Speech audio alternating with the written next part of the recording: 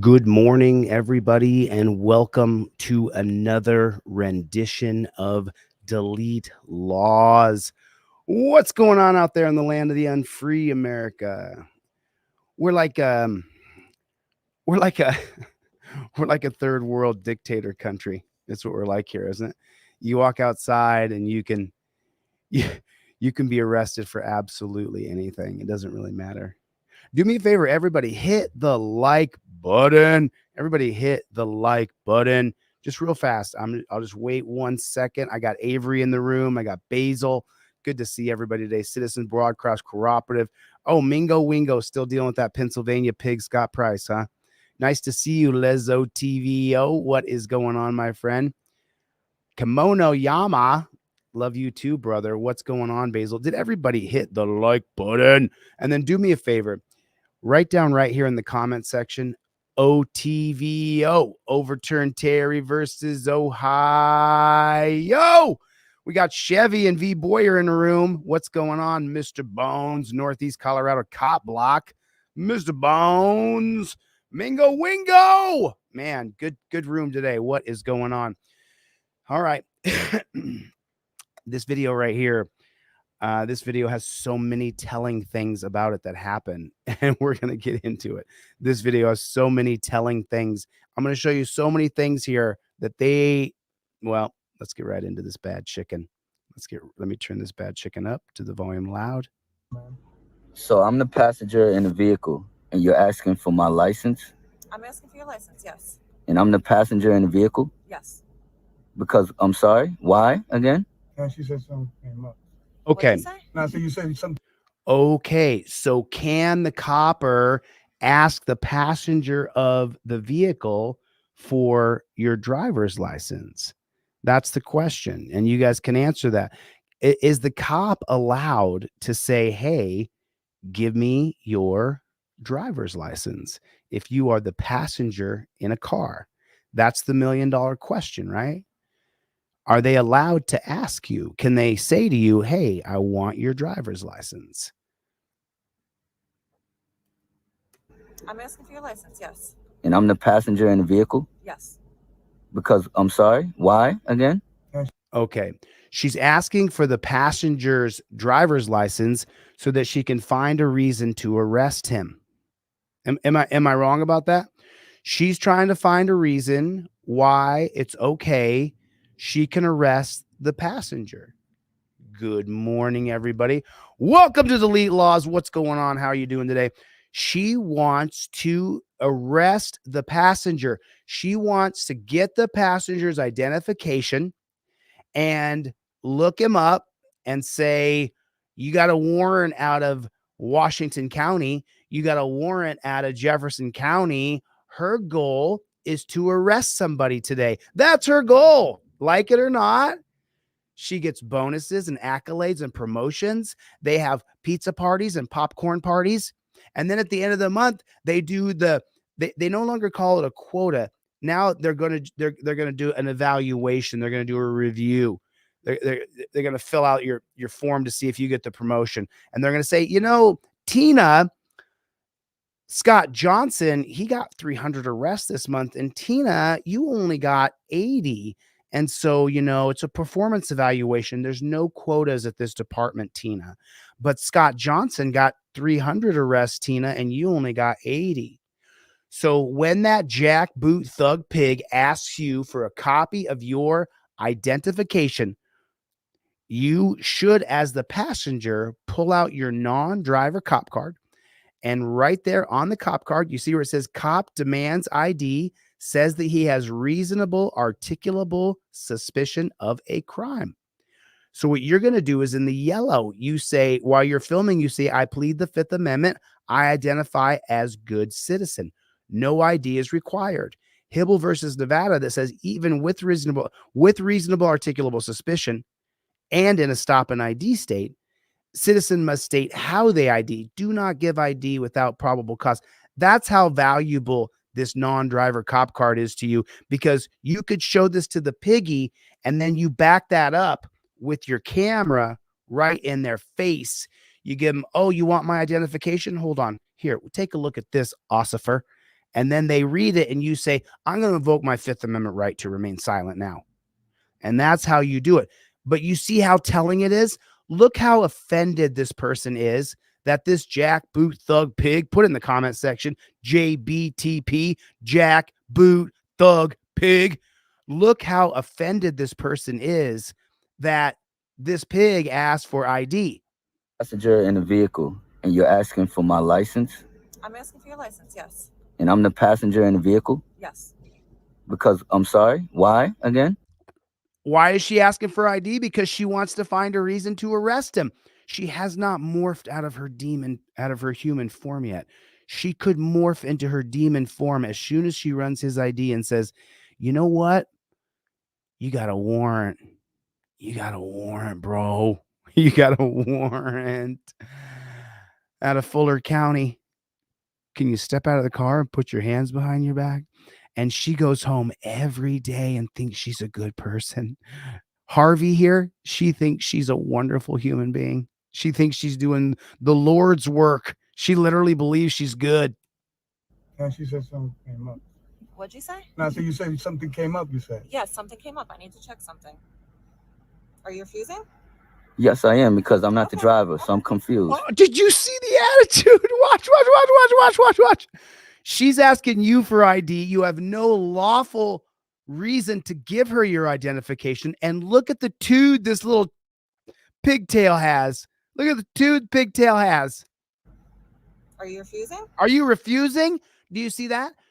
If you're uneducated, if you don't know, if your family and friends have not taught you, then when she says, are you refusing? You might get intimidated and say, what do you mean? Am I refusing? Look at the look in this demon's eyes and look at the way she says it.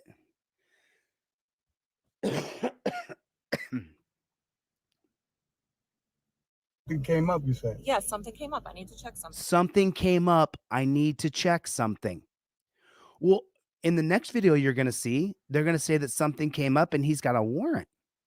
And what happens to you if you have a warrant? Are you refusing? Are you refusing? Do you see that? Something came up. I need to see your ID. Are you refusing to give me your ID? If you didn't watch Delete Laws, you would think to yourself, oh man, I have to do it. I have to give this chick my ID. And no, you don't. Oh, no, you don't, bad chicken. No, you don't. You don't give a pig your ID unless there's probable cause to arrest you. Do you understand? Probable cause is when you have broken the law. And then at that point, you have to give ID so they can arrest you and charge you with crimes. But if you have not broken the law, you do not give that pig your identification. And why is that? Because your ID may come back, oh, you're Jose DeCastro? Yes, I am. That's my legal name, ma'am. Oh, you know what? There's a Jose DeCastro here. We have a warrant out for his arrest. Are you the same? Have you ever lived at this address? And now she's trying to get you to confirm that she's trying to get you to confirm that she could take you to the dungeon and you were the one who lived at 123 Sycamore Street. If you confirm that, then you're going to the dungeon. If she says, I'm not sure, is this the same Jose DeCastro? Have you ever lived at 123 Sycamore Street? I invoke my Fifth Amendment right to remain silent. Number 4, right there. I plead the Fifth Amendment. I identify as good citizen. No ID is required. And this is like a credit card. Goes right in your wallet. You only pull out the yellow and black cards when a jackboot thug pig is standing in front of you, looking like a demon. Looking like a demon. Look at her. Look at her. Let me see some ID. Something came up. Are you refusing? Look at her. Look at her face. Look at her. She wants to drag you off to a dungeon. That's her goal. And look at her when she's so disappointed. Are you refusing? Look at her, bro. I'm just saying. I'm asking for your license, yes. And I'm the passenger in the vehicle? Yes. Because I'm sorry, why again? And she said something came up. What'd you say? No, so you said something came up, you said. And now the guy sitting next to him is justifying what she said, and she's a demon. Something came up. I need to check something. What do you need to check on something? What's the something you need to check on? I need to check if I could take you to the dungeon. Are you refusing? Are you refusing? You see her challenging. You tell all your friends and family what you learned here. You don't have to answer a damn. Are you refusing? I invoke my Fifth Amendment right to remain silent. Not yes or no. I invoke my Fifth Amendment right to remain silent. And this driver should have his trifold in his hand with his camera. Someone is filming, so I'm proud of them on that part. Yes, I am, because I'm not the driver. So Don't answer a damn question. Now, here's the reason I made the video. Ready for this? Watch this demon switch here. confused. How you doing, man? Oh, another piggy. Another piggy's at the window. And what's this piggy trying to do? How you doing? Yeah. So he got pulled over for tinted windows, right? Oh, don't scream too loud, Dre. I have a family just like you have a So family. he got pulled We're over for coming here tinted to visit windows. my son, which I explained to you. Your with all due officer respect, told that me, we have an she came to the appointment. passenger system door here and said, to watch- give me your it's ID. real I hard need to your get to my ID and your appointment. license, your Meanwhile, identification. Hold on a second. Hold on a minute. You're explaining to one pig the tactics that the other pig was using. When this pig has the same tactics, this pig is thinking the exact same thing. The other pig is thinking. She came up with the, you got an ID? Something came up. I need to see some identification from you. Are you refusing? How does this cop come up? Hey, what's going on? How you guys doing? You doing okay? Everything okay? And then he starts to sing like a canary. What's the difference between the good cop and the bad cop? There's no difference. Their goal is to separate you. So then they can ask the driver, hey, where are you heading? He says, oh, we're heading to my mom's house. And then they ask the passenger, where are you heading? We're heading to my grandma's house. It's the same person. The driver's mother, the passenger's grandmother. But the two piggies say, well, he told me he was going to his grandma's house. Well, he said he was going to his mom's house. Those are conflicting stories. Do you see how easy it happens? Grandmother, mother, they're two different people. They must be going to see, he said he was going to his grandma's. He said he was going to his mom's. Can you turn around, put your hands behind your back? I'm going to put you in torture cuffs for your safety and mine. Don't trust these pigs. I said, why? He told me, she came to the passenger door. Why are you talking to this dude? Why are you talking to him? You see that look? Like he's concerned. He's got a little line down. I'm just concerned about what's going on in here is all. I'm just concerned. He hasn't morphed into his demon form yet. Door and said, give me your ID. I need your ID and your license, your identification. I said, why? She said, all of a sudden something came up. What does that mean? Okay, so I'm going to be 100% honest with you. I'm not going to tell you a story. Obviously, This video, I watched it and I just thought to myself, this video is the gift that just keeps on giving. Ready? Let's listen to this again together. Let's watch this together. And then we're okay, ready. What does that mean? okay, so I'm going to be 100% honest with you. He's going to be 100% honest with you. I'm not going to tell you a story. Oh, he's not going to tell you any stories. Put a one in the chat if he's lying. You're lying. I'm going to be 100% honest with you, and I'm not going to tell you any stories. So I'm going to lie to you, and I'm going to tell you a story. That's what he just said. Put a one in the chat if that's true. He has the right to lie to you. And before there was the camera phone, it was perfectly fine. Cops could lie to people all the time, and they weren't caught on camera lying to people, so it didn't erode the trust in the pig shacks.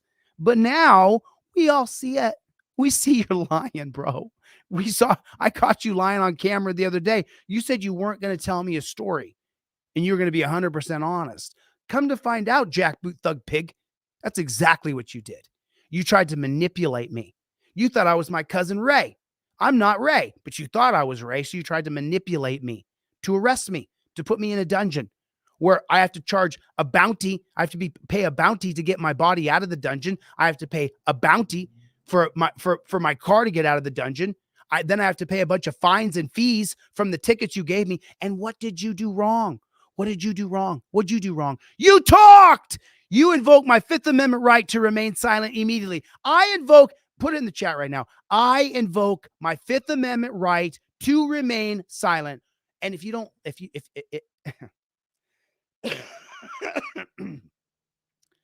you don't have to be like me. I'm not nice to cops. you can do it kindly. You can say, respectfully, pig, I'm going to invoke my Fifth Amendment right to remain silent. Can you please respect my rights, Officer Pig? Obviously, I wasn't here when you initially got pulled over. Dre, you loud. Don't be too loud. The reason why I got called to the scene is because your father. This is your father. It's my uncle. Your uncle. Why are you telling him who your family members are? Obviously, I wasn't here when you initially got pulled over. Dre, you loud. Don't be too loud. The reason why I got called to the scene is because your father. This is your father. It's my uncle. Your uncle. So when my partner ran your uncle's name, right? Okay. So the reason I got let's break that down. Okay. The reason I got called to the scene is so that we could play this good cop, bad cop game with you, because she's going to play the bad cop and I'm going to play the good cops. And I'm going to try to get you to open up to me and gather information. And now, once I know that's your family member, what we're going to do is we're going to put him in torture cuffs. And we know that you have blood familial ties. So you've known him since you were a baby. And so we know that's going to make your adrenaline and your anxiety spike to the roof. And then we hope that you lose your composure so that we can put you in torture cuffs so we can arrest you too. Are you related to that guy right there? Are you related to that guy right there? Are you related to Satan? Are you related to Satan? Are you? That's what you ask him. Are you related to Satan? Any cop, any question the pig asks you, you flip it around and ask him the same question. I'm not going to tell you a story. Come on. I'm not going to tell you any story. Obviously, I wasn't here when you initially got pulled over. Obviously, you weren't. Dre, you loud. Don't be too loud. The reason why I got called to the scene is because The reason you got called to the scene was to play the good cop, to try to gain my trust, to get data from me. And now you guys write down in your logbook, what exactly they write down? your father. This is your father. It's my uncle. You write down that this is his uncle. They put that down. They data collect all that, and you gave them the information. Uncle. So when my partner ran your uncle's name, right? Uh-huh. Sometimes our computer will give us a generic warrant result. What? Sometimes our computer will give us a generic warrant result. Generically? I mean, it's just for everybody. It's just generic. It's just a generic warrant result. That's all. It's just a generic warrant result. That's all it is.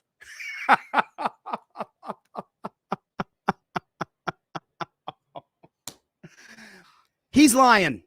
Everything he says is a lie. He is telling a story. He didn't get called out because the ID came back and it says a generic warrant result. No. He made it up. He made it up. He's making it up so you trust him. He's making it up so he seems like he's a good guy. He's not a good guy. He signed up to arrest people. I signed up to help people. How many people have you helped? Well, I've helped. There was that old lady one time fell down in 1983. Jack Booth, Thug Pig. The name is similar in the computer system. So when she initially ran his driver's license, she got a hit saying that he's a wanted person by the New York City Police Department. So I came over, I looked at her computer screen, verified it's not the same person. The name is very similar, but the date of What does that have to do with the past? Okay, so listen to this BS cop logic. Listen to this bucket of crud. Listen to this bucket of crud. Now, I'm saying that nicely. You know that. So, and his name's Wizuk. Will give us a generic warrant result. So your computer gives a generic warrant result based on two names being similar? Then you got a shitty computer and it's a shitty system. Name is similar in the computer system. So the name is similar in the computer system. And so now you have to come here to decide if you're going to drag my uncle off to a dungeon. Look at the look on his face. Let me take a look at him. He's lying. He's almost morphed into the demon that he is inside. So when she initially ran his driver's license, she got a hit. Oh, so have you ever been fishing before? Put a 1 in the chat if you ever been fishing. You ever been fishing? You ever been fishing before? I want to keep it rated PG. If you've been fishing before, you know, you say, "Oh, I got a hit." Fish on, fish on. I got a fish on here. He's saying, we ran the warrant. We got a hit. For him, yeah. Woohoo! Woohoo! Woohoo! Woo! I hope he doesn't want to put his hands behind his back. Woohoo! Woo! Woo! Woo! Woo! Woo! Fish on! I got a hit. It came back and it got a hit. Can you step out of the car, please? I'm just going to put you in torture cuffs for your safety and mine. He got a hit. He got a hit. So when she initially ran his driver's license, she got a hit. Saying that he's a wanted person. Oh, that he's a wanted person. What's he wanted for, though? Because she got a hit on her computer? By the New York City Police Department. Oh, by the biggest gang. Let me just clue you guys in about something. Did you know that there's no qualified immunity in NYPD? Did you know that? Put a 1 in the chat if you knew that. There's no more qualified immunity at NYPD. Did you know that? And how much change on the street has occurred? How much change on the street has occurred from qualified immunity being abolished from NYPD? How much change? On a scale of 1 to 10, how many things have changed in NYPD? 10 meaning everything's changed. 0 meaning almost nothing or nothing. How much change? I'm just wondering how much change has happened now that qualified immunity has been abolished from NYPD? 0. 0. The city council still pays out the lawsuits and the cops are still not held accountable, but there's no qualified immunity. How many cops have lost their houses? 0. How many cops have faced jail because there's no qualified immunity in New York City? How many? 0. It is not qualified immunity that is our mutual problem. The problem is I want to get your ID. The problem is I'm suspicious of you. And that is based on what? Terry versus Ohio. You see? Do you see? There's been no qualified immunity for NYPD. How much has changed? Absolutely nothing has changed. Now do you understand? There's no qualified immunity in Connecticut. Anybody from Connecticut? How much has changed? 0. There's no qualified immunity in New Mexico. How much has changed? 0. There's no qualified immunity in Colorado. Have you guys heard of the Loveland Police Department in Colorado? Have you heard of them? Put a 1 in the chat if you've heard of the Loveland Police Department in Colorado. There's no qualified immunity. Been gone for almost 2 years. How much change has happened in Loveland, Colorado? Put the number in the chat. The number is 0. Because on the street, qualified immunity does not affect you and I at all whatsoever. They could still grab you and say they're suspicious, still torture cuff you, still arrest you, still charge you with multiple crimes, still beat you half to death, and nothing has changed. Absolutely nothing. So I came over, I looked at the computer screen, verified it's not the same person. Oh, man. Good thing he came over and verified on the computer screen. Generic warrant result if the name is similar in the computer system. So when she initially ran his driver's license, she got a hit saying that he's a wanted person by the New York City Police Department. So I came over, I looked at the computer screen, verified it's not the same person. The name is very similar, but the date. What does that have to do with the passenger? Again, I wasn't here when you initially got pulled over, but look at it from our standpoint. Your officer is letting me know that you were wrong. You understand that you were wrong, right? You're allowed to refuse, but I'm allowed to ask for your license.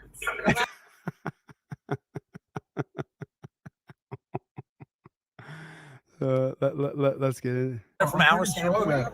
From our standpoint, and look how quickly he turns the camera and goes right back to the other pig, and it's like, hey. Same person. The name is very similar, but the date. What does that have to do? So let's just talk about that for example. Why do you have to call in another pig to read the computer? Can't one pig read?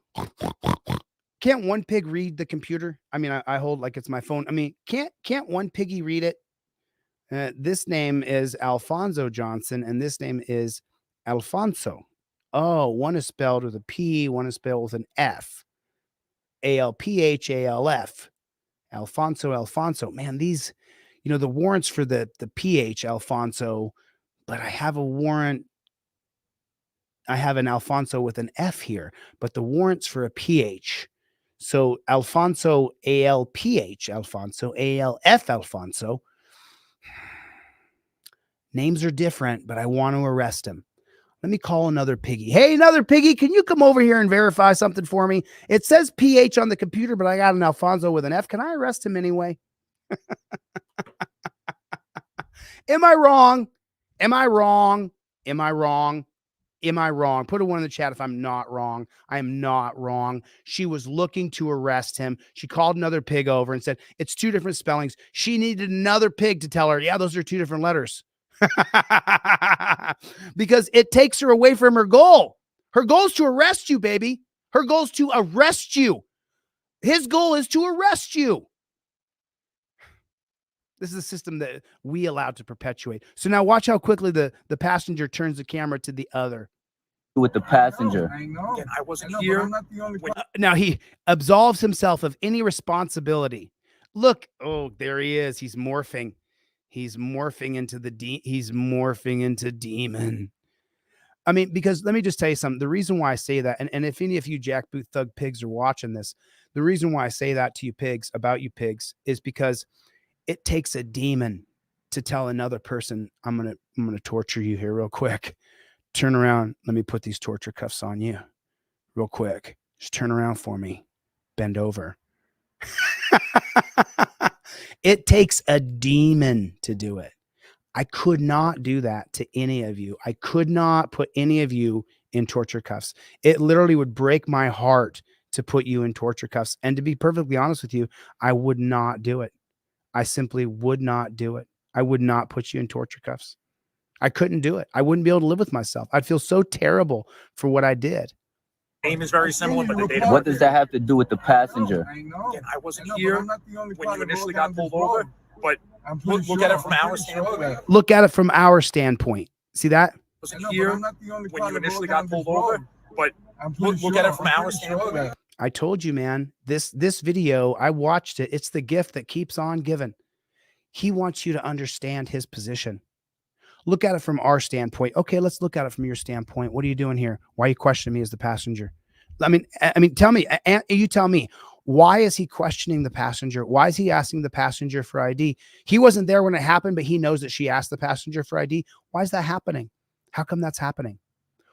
What's the goal? Why ask the passenger for identification? What is their mutual goal? To arrest the passenger. I don't know. I wasn't here at the initial. You know the procedures, policies, and protocols. I wasn't here when you initially very similar, but the date. What does that have to do with the passenger? Again, I wasn't here when you initially got pulled over, but look at it from our standpoint. I'm looking at it from your standpoint, and I'm talking to thousands of people. And I'm telling the people from their standpoint, they're trying to arrest him. They're questioning the passenger so that they can arrest the passenger. They're trying to get the passenger's ID so they can arrest the passenger. They're trying to arrest somebody and take them to a dungeon, an absolute dungeon. Do not cooperate with these pigs. Don't do it. It's not going to do you any good. If they're going to arrest you, they're going to arrest you. No matter what you do, no matter what you say, they're going to arrest you, no matter how you slice it. Your officer is letting me know that you were wrong. You understand that you were wrong, right? you're allowed to refuse, but I'm allowed to ask for your license. You're allowed to refuse. But you know your officer explained that you were wrong. You understand that, or you don't? Well, I'm not wrong. I'm allowed to ask for your license, and you're allowed to refuse. You're right. Have a good day. So. Okay, before you guys came to delete laws, though, before I, oh, right on, you got your Team DLZ hoodie on? Awesome, brother. So before you guys came to delete laws, before I gave away thousands of these cop cards, I sell them for $10 on delete laws. But before I had these in everybody's wallets, and now thousands of people now have these, literally thousands of people. Before people came here, they used to think as the passenger, and she even says, "Are you refusing?" And she gave him that look. You absolutely have got to invoke your rights, your Fifth Amendment right, your First Amendment right. And look how entitled she is. So if there's a law on the books, there's a cop ready to enforce it. And listen to how she knows the rules so well? And why does she know the rules so well? Because she got to follow certain rules to make sure she can arrest you properly. So she doesn't get a complaint on her jacket. She doesn't want anything in her folder. Because later it comes out after she beats, maims, kills, or rapes somebody, then it comes out she had 47 complaints on her record. That's what you get, the complaint on their jacket, and then it stays there forever. It's not going to matter unless she kills somebody. Unless she kills somebody. I wore my sweatshirt to the sheriff's office to get my carry conceal permit. Yeah, Brandy. Hell yeah. She's talking about this hoodie right here. We don't stop. We don't stop, mofo. Right in the comment section and listen to this lying pig. You're allowed to refuse, but I'm allowed to ask for your license. You're allowed to refuse. But you know your officer explained that you were wrong. You understand that, or you don't? Well, I'm not wrong. I'm allowed to ask for your license, and you're allowed to refuse. You're right. Have a good day. So we're done here? yeah, we're done. Yeah, Thank you. You're only done there because you didn't give her your identification. Now, remember what they said initially, that they ran Alfonso's ID and it came back with a similar name. I needed to call another pig to tell me you can't arrest him. So now let's just say something. What if they ran his ID? And that, or you don't? well, I'm not wrong. I'm allowed to ask for your license, and you're allowed to refuse. Okay, but what if he hadn't refused and he had given his identification? And then the same problem with Alfonso happens with Brian. What if it's spelled Bryan and they got a warrant for Brian? It's Brian Johnson, but the spellings are so close. And then they say, I got a warrant here for Brian Johnson, and you freak out. And you're like, I don't have any warrants. And they're like, you know what? He's out of control. Let's put him in torture cuffs.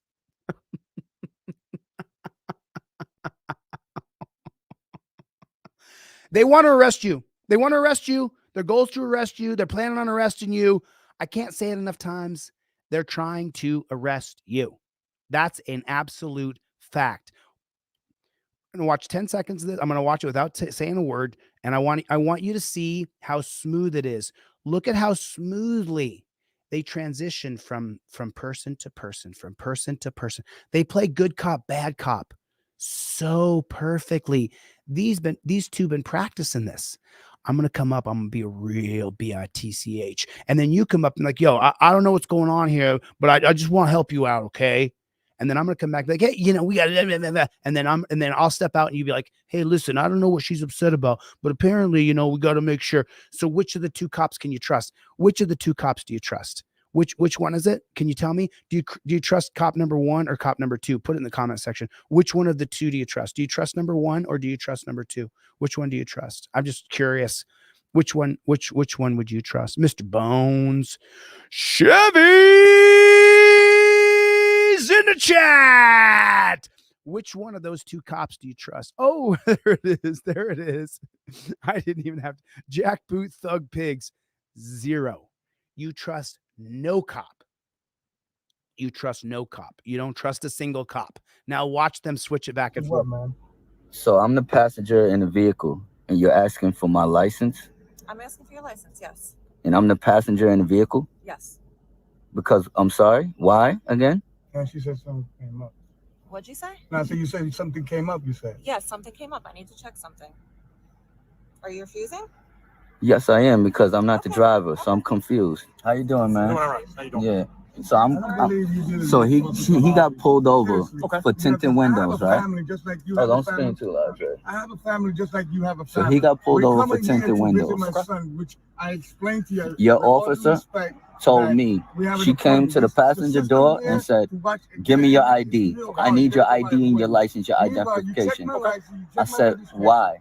She said, all of a sudden something came up. What does that mean? So I'm going to be 100% honest with you. I'm not going to tell you a story. Obviously, I wasn't here when the issue got pulled over. Dre, you loud. Don't be too loud. The reason why I got called to the scene is because your father. This is your father. It's my uncle. Your uncle. So when my partner ran your uncle's name, right? Sometimes our computer will give us a generic warrant result if the name is similar in the computer system. So when she initially ran his driver's license, she got a hit saying that he's a wanted person by the New York City Police Department. So I came over, I looked at her computer screen, verified it's not the same person. The name is very similar, but the date of What does that have to do with the passenger? Again, I wasn't here when you initially got pulled over, but look at it from our standpoint. Your officer is letting me know that you were wrong. You understand that you were wrong, right? You're allowed to refuse, but I'm allowed to ask for your license. You're allowed to refuse. But you know your officer explained that you were wrong. You understand? Look at her. Look at her. She wants to arrest you, bruh. Understand that, or you don't? Well, I'm not wrong. I'm allowed to ask for your license, and you're allowed to refuse. You're right. Have a good day. So we're done here. Which is what I'm sure he explained. There's so many tells in this video. Okay. Your license, and you're allowed to refuse. You're right. Have a good day. Is what I'm sure he explained. He justified my actions. I'm a jackboot thug pig, and he justified me. So we're done here. yeah, we're done. Yeah, Thank you. So we're done here. Okay. So there it is. So there it is. Today's super special. If you buy one trifold, you can either have another trifold for free, or you can have a pair of the Fifth Amendment cop cards. I don't know which one you want. You want one of them. I sell these cards on deletelaws.com for $10 a piece. That's how much I sell them for. But they're also made of a credit card material. They're just like a credit card.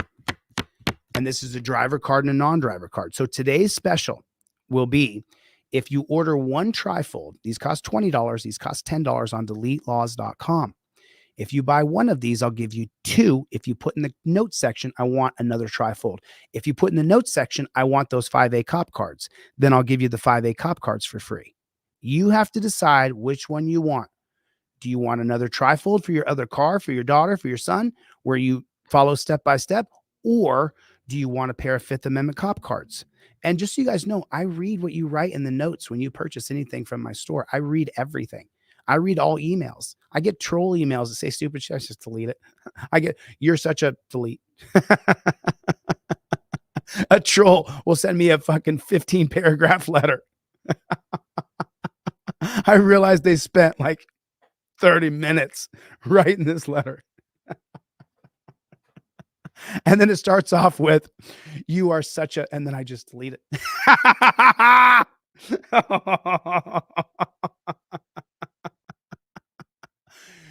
You wasted all that time. I'm taking up so much rent in your head. And what am I doing? I'm teaching people how to invoke their rights, and you don't like it. What's wrong with you, bro? What's wrong with you? Why don't you want people to know their rights? How come you don't want that? Why don't you want people to know your rights? So I got a video from you out of Lexington, Kentucky. And as you guys know, I was up there in Kentucky. And this is the typical kind of behavior that those jackboot thug pigs exhibit up there in Kentucky. This is atrocious. This is absolutely atrocious. Officer, sir, you are not going to talk to my chief like that, sir. Not going to happen. I guess, I mean, these jackboot thug pigs have never met me. You're not going to talk to my chief that way? You haven't heard the way we haven't met yet. You did? Leon ran home from the grocery store to catch the live. Then everybody do me a favor, hit the like button with Leon. Everybody say hello to Leon Wade. What is going on, Leon Wade? How is Leon? What's going on? How are you? Leon ran home to to catch the live stream. Everybody say hello to Leon. Thank you for coming, Leon. Now, watch this cop completely and utterly lose his shit for words. And what does it say? What does it say on your driver card right here? On the driver card, this cop's losing his shit for what someone said to him, for what somebody said. I love that picture. Hot pants. I love that picture. Number five on the Fifth Amendment cop card. Number 6, I'm sorry. Cop says he's, I got the wrong one. I'm so sorry. This is the non-driver card. There it is. It's number 5 on the non-driver card. And it says, you tell the cop off using vulgar language. Cop says he's going to charge you with this or with that. While filming, state, my right to free speech is protected by the First Amendment. First Amendment's upheld by the 1971 case of Cohen versus California. Cop loses qualified immunity for arresting you. Now, how do you do that? When you tell the cop, hey, listen, why don't you drop down on your knees and blow me, bro? And then the cop says, oh, get out of the car. You're under arrest. You say, real quick, let me just read my cop card to you here. This says right here, while filming, state, my right to free speech is protected by the First Amendment. I'm reading you the cop card. And then it says right here, I invoke my First Amendment right. The First Amendment's upheld by the 1971 case of Cohen versus California. It says here that the cop loses qualified immunity for arresting you. Do you want to read it? Do you want to read it, pig? Do you want to read it? You can read it yourself. The law is in the navy blue. So now when we go to court, you can't say that you didn't know why you were arresting, that you were violating one of my rights. It says right here, Fifth Amendment's unequivocal. Number right here. Number, I keep on messing up the wrong side. You tell the cop off. First Amendment right there. You see where I'm looking right down here? You see where I'm looking right here? Right there on this line right here. First Amendment, 1971, Cohen versus California. Cop loses qualified immunity for arresting you. That's what it says on the card, piggy. Are you offended? Are you offended? You okay? You need some water? You need to get a drink of water? Come back. You can calm down a little bit, piggy. You look stressed, bro. Jackboot thug pigs. Listen to this pig. You can get the out of my face. I don't give a who you are. Okay? This is my county, too. What? Sheriff, you need to back This is my county? up out of my face, sir. You have no authority. You're not going to tell me what to do, you're not going to get in my sheriff's face, just like you told me. This all took place in Lexington on Tuesday. The sheriff and his deputies responding to a standoff call there. Well, the police department claims they knew nothing about it. An officer pulls over the sheriff, and things only escalate from there. Hello. This is body camera video from a Lexington police officer. That officer just pulled over this black SUV, driven by Cleveland County Sheriff Chris Amison. Amison, I'm going to SWAT call out. Okay, sir, this Polio, could you do an E5 and a 55? I was going Going where? call out. Where we going? SWAT call out right over here. The officer says he isn't aware of any barricaded suspect in the city. Here in Lexington? Yeah. We have an armed person we don't know about. All right, I'll call our chief and let him know. According to the sheriff's office, a bondsman made multiple requests to Lexington police for assistance arresting a former Tulsa police officer, D'Angelo Reyes. They wanted backup because they believed he had multiple guns. This is their call for help to Cleveland County. We foresee having problems with them. Okay. Lexington's busy. They won't help. They just told us to go make contact at the house, but this guy has 3 guns. Reyes is charged with first-degree rape and forcible sodomy in 2 separate incidents that happened while he was an officer. Here's body camera video Tulsa police released of one of the alleged incidents. You're sexy. Is that unprofessional of me? I don't know. I'm sorry. Reyes is currently wanted after he didn't show up to a court hearing last month. Back to the body cam, the Lexington officer lets the sheriff go and follows him to the staging area where multiple deputies are located. As they get there, so does Lexington police. Take a look. So take a look. I want to show you something here. Take a look. Look at that. A dozen? How many are there? A dozen? 2 dozen? How many pigs are there? Can anybody tell me how many pigs are there? How many pigs are right there? How many do you see? I see. I mean, I got just like 12 just here. 1, 2, 3, 4, 5, 6. I mean, at least a dozen, maybe 20 cops are there. For what? You got one guy. You got one guy. So that means that the bulk of the pigs in that area, instead of being peace officers protecting and serving the community, they're more concerned about getting in on attacking the guy who they're going to gang attack. That they're more concerned about getting their punches in, because we saw it with the Tyree Nichols video. The cops come in and want to kick him in the head. One comes running up and kicks him in the head. Right? We've seen it. Chris Alderson said, G.I. Joe losers. You're so spot on, Chris. You're so spot on. These pigs. Police Chief Ronnie Johnson, seen in the vest and cowboy hat. Chief Johnson, I'm sorry, what was his words exactly? cowboy hat. Does somebody want to tell me what the F is going on? Well, you got 20 cops standing around on payroll, and there's only one person, and you already have them completely taken care of. Chief Johnson confronts a Cleveland County deputy. We realized that I'd like to know what's going on in my own damn city. We would have notified you, sir. We would have? Yeah. Well, hold on. I've been at the city. I've been down there at the... Do you realize I'd like to know what's going on in my own damn city? We would have notified you, sir. We would have. I've been down at PD all god dang day. I mean, that's so this is a who has a bigger sausage. My sausage is bigger than you. This is my gosh darn city. My sausage is this big. Oh yeah, well, I tell you what, my sausage is this big. We gave you warning we were coming to your city. And for some reason, on a cop talking like this, it just is so annoying. Just the most annoying jackboot thug pig sound isn't the it's when they talk like that. It's the most ignorant and annoying sound ever. Now, it's funny because when you hear a woman talk that way, it's kind of sexy. But when you hear a jackboot thug pig talk that way, it's absolutely disgusting. A sheriff's office lieutenant tries to explain the situation to the chief. Okay, a sheriff's office lieutenant tries to explain the situation to the chief. So can someone tell me and answer me for me? Which one's got more power? Which one's got more power? Is it the lieutenant, or is it the sheriff, the lieutenant of the sheriff? A sheriff's office lieutenant tries to explain the situation to the chief.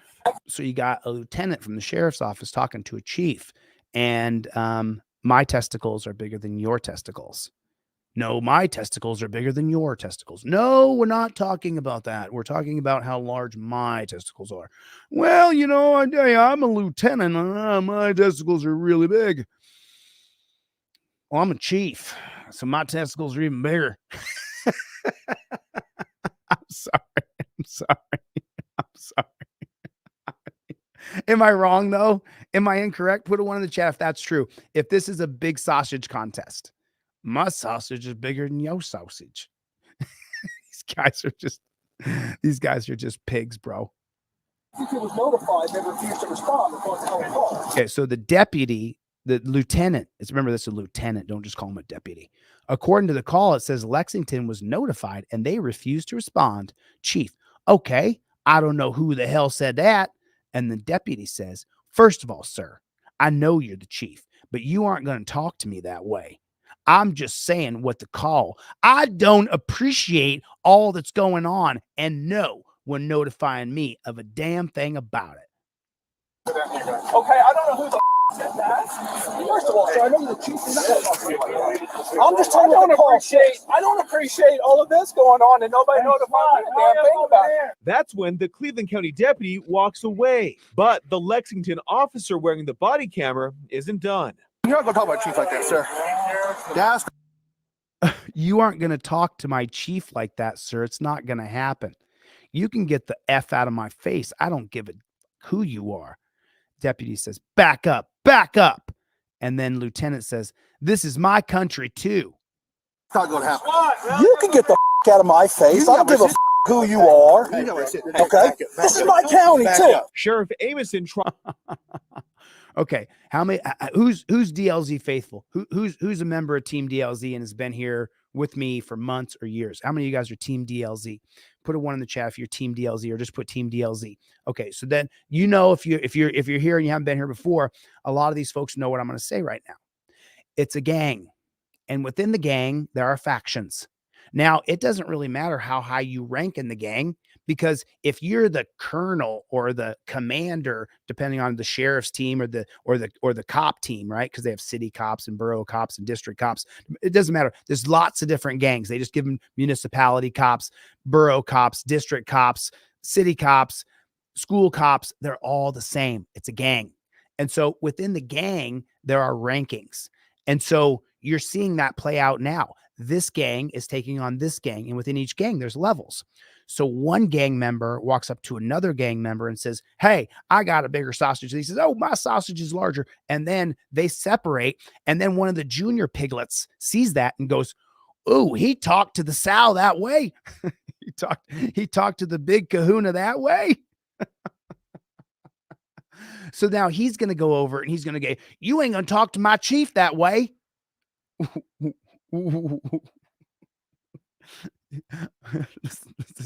Let's go back and listen to the words. Let's go back and just listen to the words. But the Lexington officer wearing the body camera isn't done. You're not going to talk about chief like that, sir. So you aren't going to talk to my chief like that, sir. That's not going to happen. Well, didn't it just happen? Didn't it just happen? I mean, it did just happen, right, Glenn? Glenn Burchett, right down here, the Blue Line Gang. Didn't we just see that happen? He just did talk to him that way, didn't he? Didn't he? Unisex, one finger gang.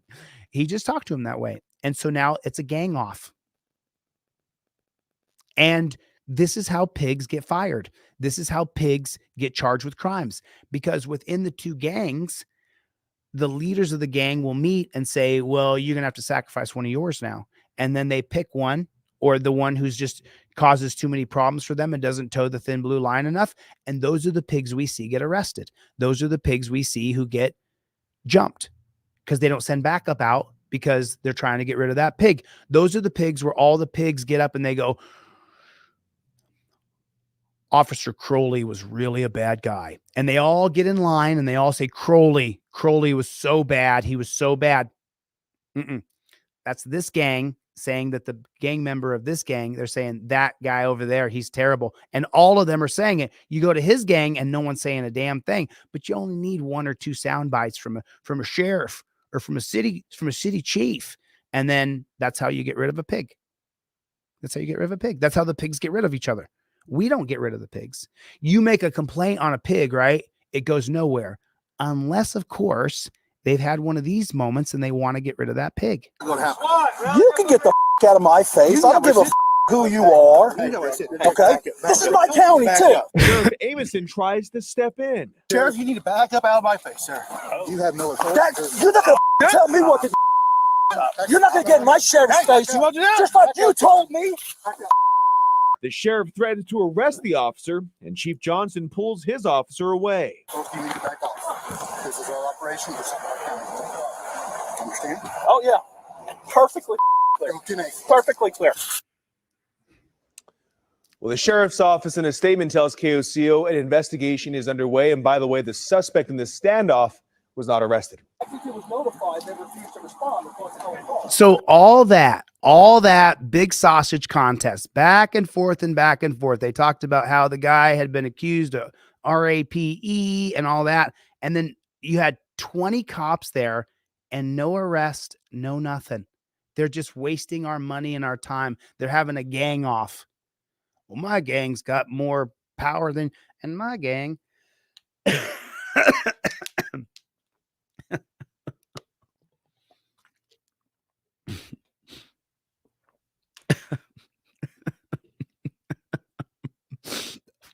I'm sorry. I'm at the very end of this cold here. I hope, for the love of God, I hope that I am. We're going to take a look at this real quick. I want to show you guys this. Why are so many Americans ignoring the ongoing collapse of democracy in the United States? Because they're too busy sucking that cop stick. They got that cop stick so far up their backside that they're just, I mean, put a 1 in the chat if you have a cop sucker in your family.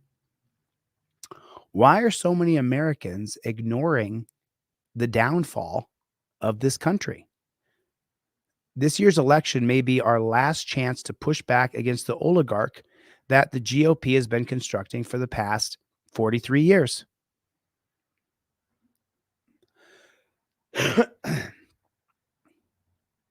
And in case you guys don't know, what that means is that the richest elites make sure that we're fighting over cultural appropriation. Or right now we're fighting over crumbs because everybody's broke. Everybody, I mean, is that true? We're fighting over crumbs. Nobody's got a dime. Everybody's busted. Everybody's waiting for their next paycheck.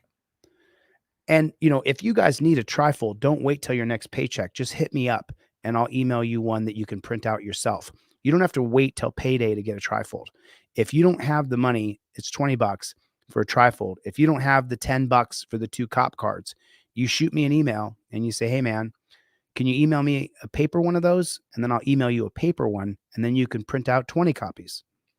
The words and the literature work exactly the same on a printed copy or on the indestructible paper that I send to you. But don't wait to get your product. Don't wait to get the defense you have.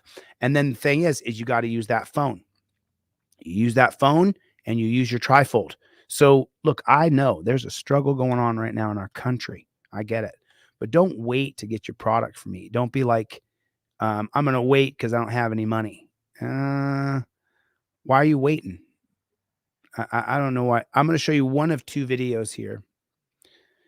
One of 2 videos, and the same. It's the same theme. You see what it says? Holmes. Back in October, Harrisburg police officer Brandon Kovac went to assist another officer in a separate incident. Although he was driving down a one-way street, District Attorney Fran Chardo says it was allowed. The police are permitted to, there's a statute that allows them to, when they have emergency lights and sirens on, to drive the opposite way and to drive above the speed limit. And the officer was responding to an emergency call from another officer. The officer. So if one pig calls and says, I have an emergency call and I need help from another pig, that pig can drive down the road, the one-way street, the wrong way, kill your family. And because another cop had radioed him, it's perfectly justified. There's a code that says police are allowed to drive the wrong way down a one-way street. And so because we wrote that code, and even though your dad's dead, sorry about that. Is the city liable? No. We wrote a code. There's a code written in. There's a code. We wrote a code in. Your dad's dead? Oh, man, that sucks. Really sucks your dad's dead. Sorry to hear that. You know what I'm saying? But we did write a code. There's a code. Well, where was he going in such a hurry? Why did he go down the wrong way down a one-way street? He got a call on the radio. Another officer was in distress. And our lives are far more important than the peons' lives. Us pigs are more important than you. And so the city, the government, we fund the government. We arrest you. We give you tickets. All that money goes in the government. So the local government wrote a code that I can drive the wrong way down a one-way street.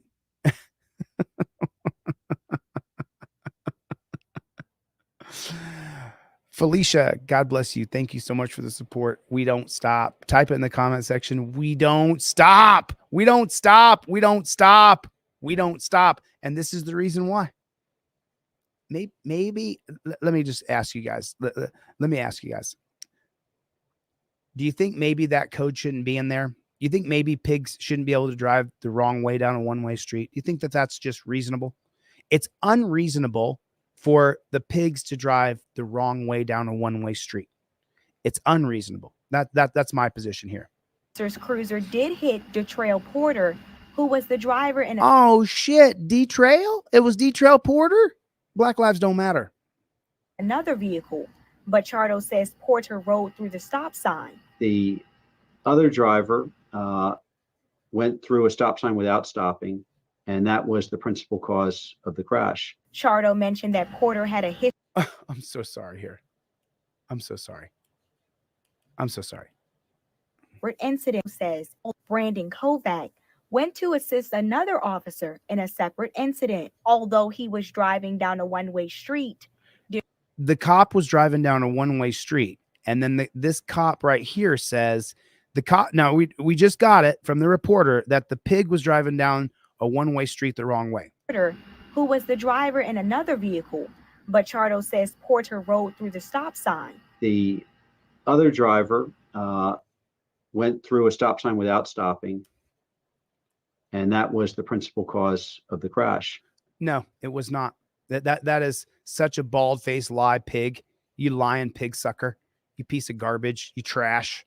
So let me put a 1 in the chat for myself here. But have you ever gone and you're driving down the road and you know it's a one-way coming this way? So as you're driving down the road, you're looking over here and you're like, okay, there's nobody coming. It's, there's nobody around. I don't see anybody coming from this way. So I'm just going to kind of stop and go through the stop sign. You don't expect someone to be coming the wrong way and kill you. So the cause of death was because someone was driving the wrong way down a one-way street. The cause of death is not the guy who went through a stop sign when he knew looking this way, nobody could be coming from that way. So I'm just going to look this way and then I'm just going to go through the parking lot. But now this jackboot thug pig here, the county district attorney. Once again, thanks Felicia for the super chat. I'm trying to see the Dauphin County District Attorney. Dauphin? Is it Dauphin or Dauphin? Dauphin? Dauphin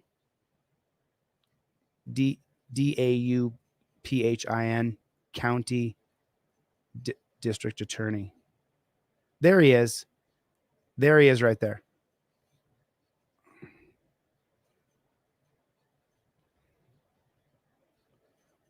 Chardo mentioned that Porter had a history of reckless driving. He was driving under suspension. He had a number of prior driving under suspension convictions. And so it did support the charge of accidents involving a driver under suspension who causes a death. During the investigation, his license could have been suspended for not paying child support, and then he has to go to work, so he's going to get multiple charges of driving with the suspended license. The makes me sick. Pennsylvania State Police. It was clear to us from the investigation that lights and siren were on. That was established from the data from the police vehicle. It was clear from cameras along the route. Can we see the cameras? Can we take a look at what happened? Can we judge that for ourselves? And even one of the witnesses from the vehicle struck saw red blues. According to the district attorney, Porter faces misdemeanor charges and summary offenses, but he's presumed innocent, and these are just charges. Porter is in Cumberland County for unrelated traffic offenses. Live in Harrisburg, Gabrielle Thomas, WGAL News 8. So the cop went the wrong way down a one-way street, and then they justify away everything that happened. They don't mention the cop. All they talk about is how the other guy had a suspended license. Francis T. Chardo, the Dauphin County District Attorney, is elected to a 4-year term, oversees 31 prosecutors and 12 detectives.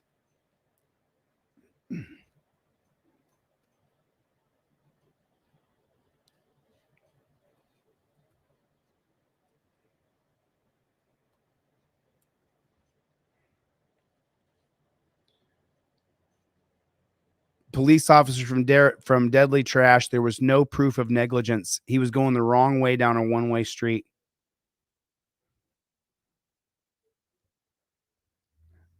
Friendly fire killed U.S. Marshal during Pennsylvania raid. Deputy Marshal died a hero, said Francis T. Chardo. So one cop kills another cop. I mean, no matter what they do, it's justified. No matter what they do to us, whatever, they can kill each other. As long as they kill. Cops kill people, cops kill each other. You know, we're always talking about gun deaths in America, but yet the police themselves don't keep track. You can read killedbypolice.com. Killed by Police keeps up with how many people. I'll show you.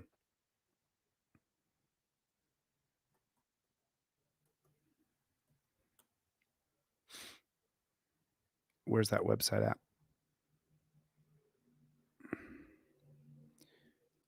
Did it change to mapping police? Is that what it is? Mapping police violence? There used to be Killed by Police. Where is that bad chicken? I don't see it anymore. I don't see that Killed by Police anymore. There used to be a Killed by Police. 19-year-old man killed in shooting. Police shot and killed wanted man. Tacoma woman may have been killed for. Oh, Lord. It's just, we're living in an absolute, oh, gosh.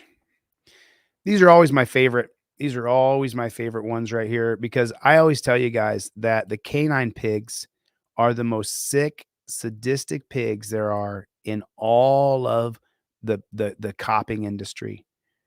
Jeffrey Ryans is bit by a Salt Lake City police dog. We need to ban dogs. We need to ban dogs. Oh yeah, mofo. Yeah, I mean, are you kidding me, man? I was thinking my hair was perfect, but now that you said that, I quit, everybody. Now that you told me my hair is bad, I should just quit. I'm just gonna give up. I give up all the way now. If you call me a narcissist, that really makes me just want to just give up too. What else? I don't know. I can't remember all the ridiculous things people say, but the narcissist one, man, calling me a narcissist, that really gets me to want to just quit doing what I'm doing. And now that the guy told me my haircut's bad, what's the difference between a good haircut and a bad haircut? About 2 weeks. About 2 weeks. So, sorry. I'll get over it, copsucker. I'll try to get over it. I hope I can. I don't know if I'm gonna be able to do it.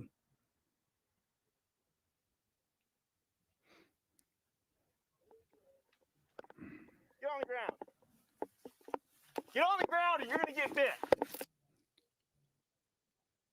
The canine handler abuses the dog constantly so that the dog will attack people. Get on the ground.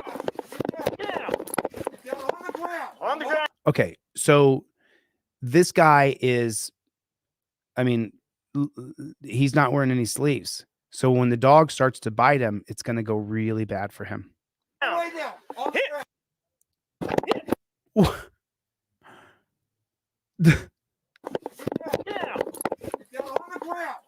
The guy's frozen. Fight, flight, or freeze is what your scared response does. So he's completely frozen.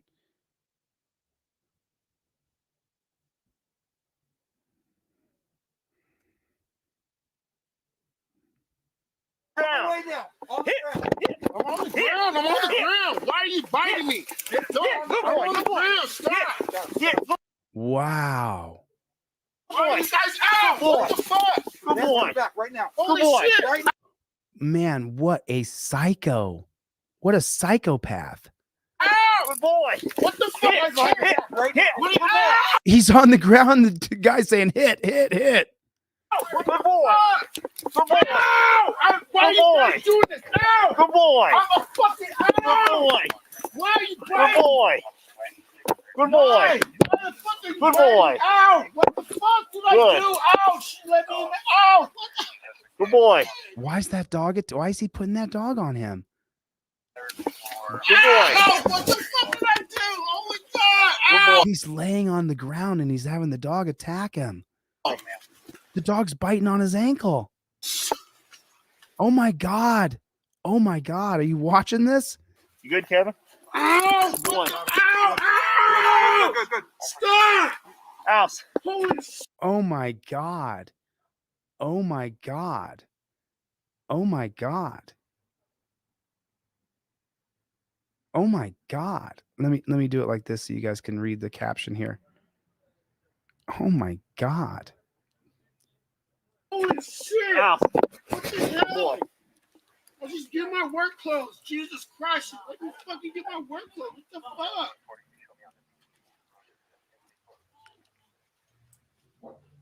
Oh, my fucking leg. Oh my god. Oh my god. Oh my god. He was barefoot and he had on a tank top. He was totally complying in every way.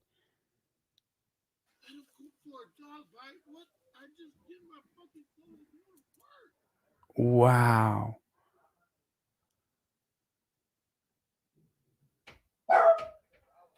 No. Charlie, come here.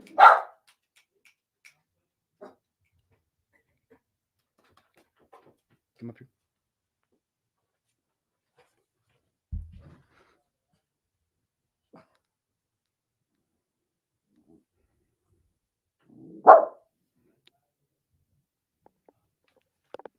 Get on the ground. Get on the ground or you're going to get bit. On the ground. Yeah. On the ground. On the ground. Lay down. On the ground. I'm on the ground. I'm on the ground. Why are you biting me? No, I'm on the ground. Stop.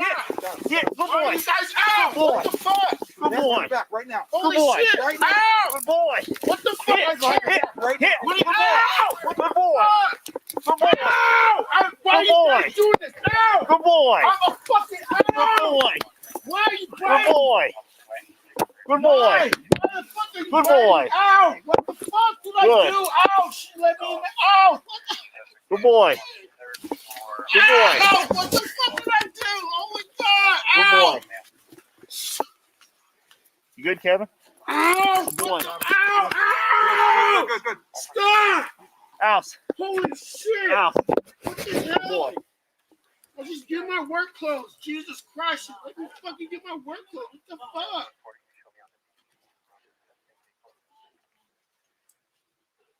Oh, my fucking leg! Kilo 851, we need medical for a dog bite. Medical for a dog bite? What? I just get my fucking clothes and go to work.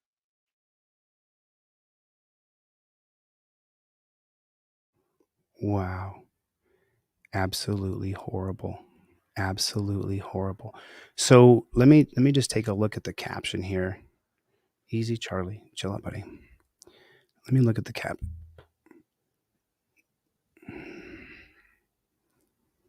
Jeffrey Ryans is planning to sue the Salt Lake Police Department after he says they used excessive force when they commanded a police dog to, his name is Jeffrey Ryans, to repeatedly attack him while he was on his knees with his hands in the air. So that's what that says. And this is the Salt Lake City Police Department.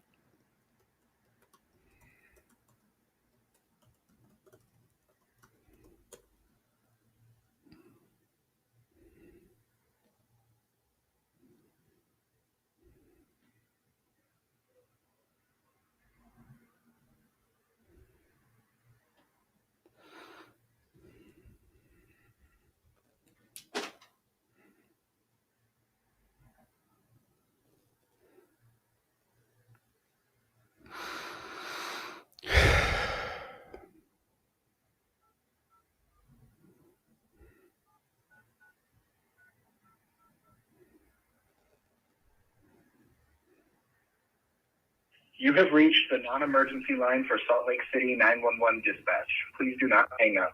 We are assisting other callers and will be with you shortly. Ha llegado a la línea que no esté emergente.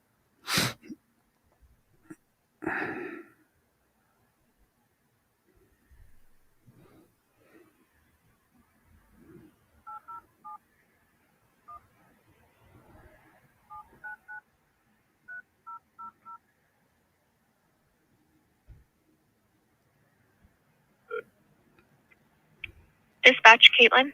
Hi, Caitlin. I was calling to talk to the watch commander, or the chief, or the lieutenant, or the major, or the commander. Is someone in charge over there, Caitlin? May I ask who you are and why you would like to speak with them? I'm a citizen, and I'm a concerned citizen, and I want to talk about a video that I just saw. I believe the name of the gentleman who was attacked by the dog, his name was Ryan. That was the guy's name. But I watched the cops sick a dog on a person who was surrendering and giving up. And so okay. I want a chance to speak. I'm going to stop you there. If you have any complaints about our officers, oh, it's not a call internal affairs, this isn't and I have their phone number for you. This is not a complaint. This is not a complaint. I'm not. Okay, well, it's our not a complaint. officers are busy right now. I can put in a call for a patrol officer to call you, but our lieutenant and watch commander are busy right now. They're too busy to take a call from the public? They're on a higher priority call right now. Higher priority than the public. I mean, and just so you know, I mean. Okay, so if you're not going to accept my help, I'm going to hang up on you. Bye-bye.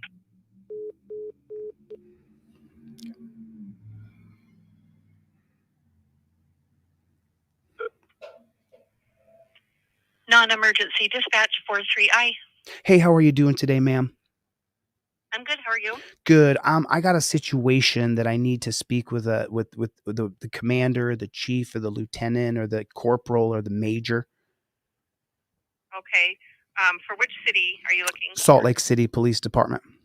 Okay, so I don't have any of the commanders or the chiefs that are here on Saturday or Sunday. What is it you need exactly? I'll try to get you some I mean, I'd like to talk with you about it, but this is something I want to talk with them about. No offense to you, of course. I mean, I love you as a human being. Don't think I'm being mean to you. I'm not.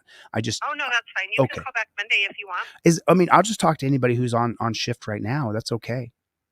Okay, I just need to know a little bit about what it's regarding so I can tell them. So just a basic idea. It's a situation that has to do with a violent attack.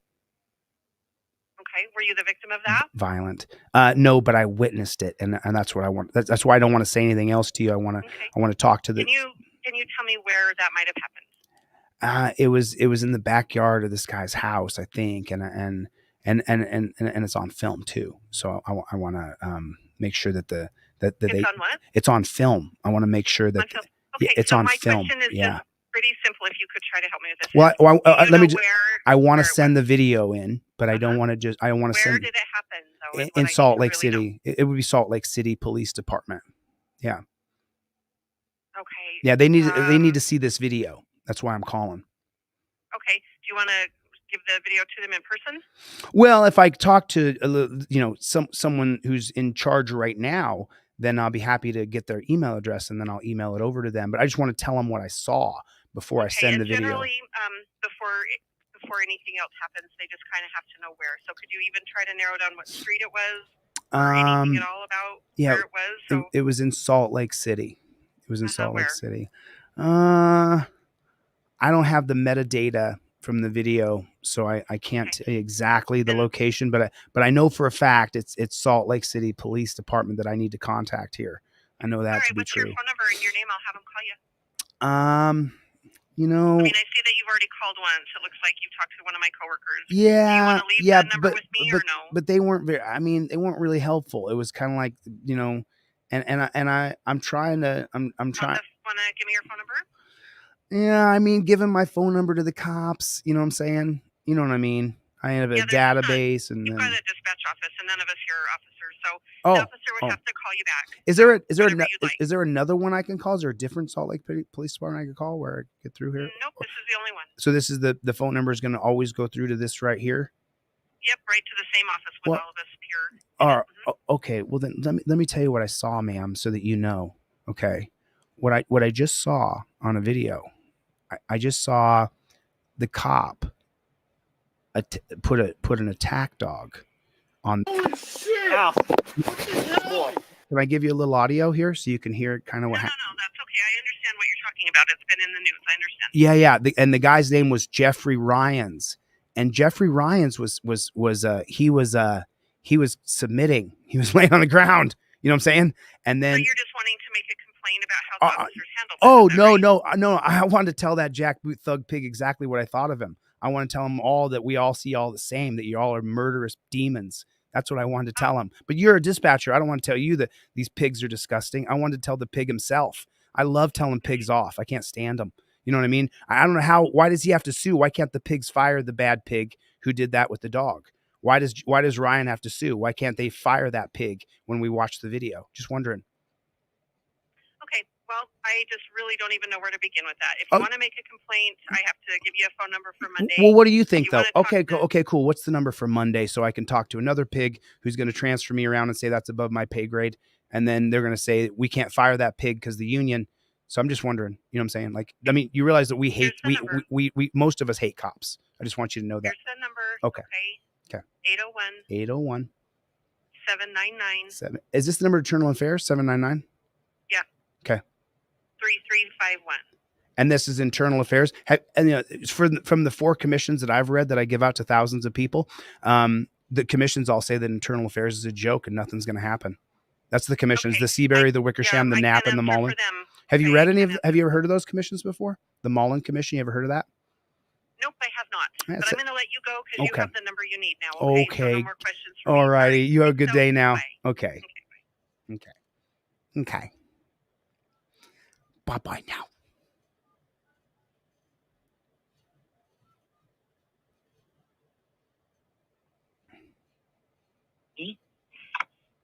Salt Lake City Police Internal Affairs Unit is not available. Record your message at the tone. When you are finished, hang up or press pound for more options. Hello, how are you? My name is ChilleDeCastro. I've got a channel called DeleteLaws.com.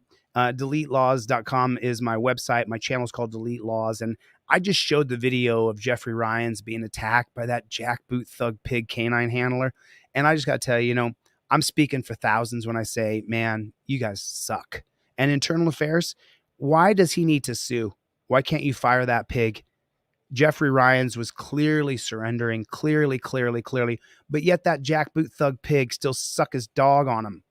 It's not, and the worst part is it's not even his dog, it's our dog. We pay for it. So I just wanted to let you guys know, you guys are a joke. Internal Affairs is a fucking joke. You guys are a joke. You're not going to do a damn thing. You should fire that pig, but you're not going to. You're not going to. What you're going to do is you're going to make an excuse, an ordinance, a code. You're going to say, well, within our policy, he could do it because this and because of that. But really, the thing is you're the same dirty, filthy pigs as the pigs on the street. You guys just rotate. I work in Internal Affairs, and then my buddy works in Internal Affairs, and I work in Internal Affairs, and my buddy works in Internal Affairs. I just want to let you know, for me personally, I hate you pigs. A lot of people in my crowd just strongly dislike you. But for the most part, the overall sentiment is that you're an overall negative on society, and that Internal Affairs isn't going to do anything. Nothing. Nothing will happen. Nothing. Absolutely nothing. We saw him sick his dog on the person. No matter what policy you pull up, we saw him with his hands in the air saying, okay. And then we saw him sick his dog on him. We watched it. But see, if that canine pig toes the thin blue line, he'll lie, cheat, steal, lie in his reports, cover up for other pigs, rape, murder, do all the things that you pigs do. Well, then you're going to protect him. You're going to protect him. Now, if that canine pig, if he offends another person in one of the other gangs within the pigging industry, well, then maybe he could get ran out, but not likely charged with any crimes. And that's the problem. Okay. That's the whole problem. You can watch this on Delete Laws on YouTube. I've recorded this entire thing. It's thousands and thousands of people are going to hear me telling you, you guys are fucking pigs, man. You guys are pigs. And when you die, I hope you go to hell. I would say, help us forgive those as we forgive those who trespass against us. Unfortunately, my human form doesn't allow me to forgive you. I deal with you. It doesn't allow me to forgive you. I literally hope that canine pig burns in hell. I would love to see it, actually. My human form will not allow me to be godlike because I'm not God. And see, for me personally, I've never done anything like that. I've never sicked a dog on someone who was laying on their belly and then said, good boy, attack, good boy. I mean, how disgusting is that? Guy was literally in his pants. Get him. It's just disgusting. You guys are disgusting. I just want to let you know. You guys are fucking pigs, man. You guys are fucking pigs. Really? Okay. All right. Burn in hell. To send this message, press pound or hang up. To play it, 3. To re-record it, 4. Your message has been sent. Oh, perfect. If you'd like to try and extend- Perfect. Easy, buddy. Easy, Charlie. Take it easy, Charlie. Take it easy. Do you want to see Charlie show some teeth? Charlie, do you want to show him some teeth? Do you want to show him, Charlie? Do you want to show him? Charlie. Charlie.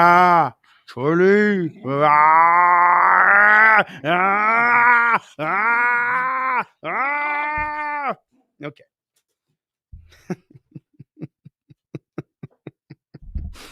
Let me show you guys something. Let me show you something that you probably didn't know. Check this out.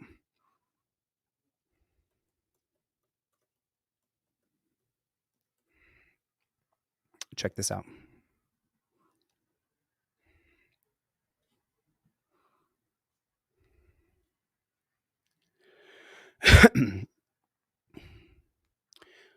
Can you guys read that, or do you need me to open it big? Okay, you can see it.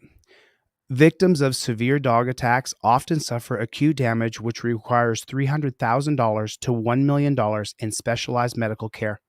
Reconstructive surgery, such as skin grafts, tissues, expansion, and scar diminishment, often requires multiple procedures over years. Medical studies show that pit bulls are inflicting the majority of these damaging attacks. I'm going to challenge that assertion And I'm going to say that the canine pigs in the United States of America attack more people than pit bulls. So dogsbite.org, in case you guys didn't know, it's actually, that's the name of the website. What it actually is an entire website about pit bulls. The entire website is pretty much dedicated to saying that you should not own a pit bull, that their egos will not allow them to be a good dog, that 80% of pit bull owners get rid of their pit bull within 1 year of owning it because the pit bull turns on them and they can't control it. So that's what the entire dogsbite.org is about. And a good friend of mine named Michael in Los Angeles, he's got a few pit bulls, a couple of pit bulls. He has 2 pit bulls. And the other day he was out walking his pit bulls, and those pit bulls, as pit bulls do, they attacked another dog. And in the dog fight, my friend Michael put his hand in there to try to stop it, and his hand got bitten, and his hand is completely mauled. You should see it. It's a mess. Stitches all through his fingers. So you can love pit bulls all you want, but the problem is that they're read dogsbite.org. Because I mean, I don't want to sit here and bash your dog if you have a pit bull, but if you read dogsbite.org, you're going to find out that pit bulls is not an animal you want to own. But the reason I showed this to you was for this right here, because when that jackboot thug pig, sicked that dog on that man, victims of severe dog bites often suffer acute damage, which may require $300,000 to $1 million in specialized treatment. And so when we allow these jackboot thug pigs to use their dog to attack people, that's when things always go wrong. They always go wrong right then and there. First-degree murder charge in Longwood University cop accused of shooting man and dumping the body. Moving forward against a former Longwood University police officer accused of shooting a man to death last year and leaving his body in the National Forest. Joseph Cunningham is accused of shooting and killing Kevin Hartless last January in the Alhambra Road area. Deputies found Hartless's body in a remote area of the forest and arrested Cunningham on the scene. The judge certified first-degree murder and firearms charges today, but 4 other charges were dismissed. 2 other people were also charged in this case. David Christians had all of his charges dropped yesterday, and Summer Cunningham is due in court next month. He looks like a real nice guy, though. And what's the title of this? First-degree murder charge. Longwood University cop accused of shooting and dumping a man's body in the forest. Charges are moving forward against a former Longwood University police officer. So they can say charges are moving forward, but the truth is that the DA will flub the case. Read it in the Mullen Commission. The DA doesn't prosecute it properly. The DA doesn't really try to gather and then the DA doesn't put any sort of maliciousness on it, or what do they call it? Aggravated. We don't know if this gang member made another gang member mad. We don't know if that's what happened. It could have been that one gang member made another gang member mad, and then that's where we are. They're just idiots. Okay. So now this is something I want to talk about with you guys, because I've been asking you guys to start to form militias within your neighborhoods. Start to make friends with your neighbors, figure out a watch command, so that if we're invaded by a foreign country, or if the government turns tyrannical, that you have a plan for your block. And you should have a plan with every block. It's in the Second Amendment, the right to a well-regulated militia. So I've been saying to you guys for how long now? A couple months. Hey, make sure you guys form militias within your blocks so that you have a way, if the Chinese send down 1 million troops from the sky, that you and I will have a way to defend our own personal blocks. Also, in the case that the government turns tyrannical, you guys should have a system set up on your block so that you can defend yourselves from a tyrannical jackboot thug pig government. So there's absolutely nothing wrong with that, because it's our right to form a militia. So I watched this channel, and this channel right here, they're the armed attorneys. Militia ban proposed in Congress. A militia ban intended as a tool to disarm and silence Americans has been proposed in Congress. It may be marketed as something beneficial, but the underlying context and intent are far more sinister. armed attorneys Richard Hayes and Emily Taylor Hayes discussed the most recent bill, which succeeds in attacking more than one of our rights guaranteed under the amendments. And so, isn't it just crazy? I sat here and have talked with you guys that we need to start to form militias in this country. And as soon as I start to say it out loud, it's the irony is, I'm sure the bill was written way before I started saying, hey, we should all have militias on each block.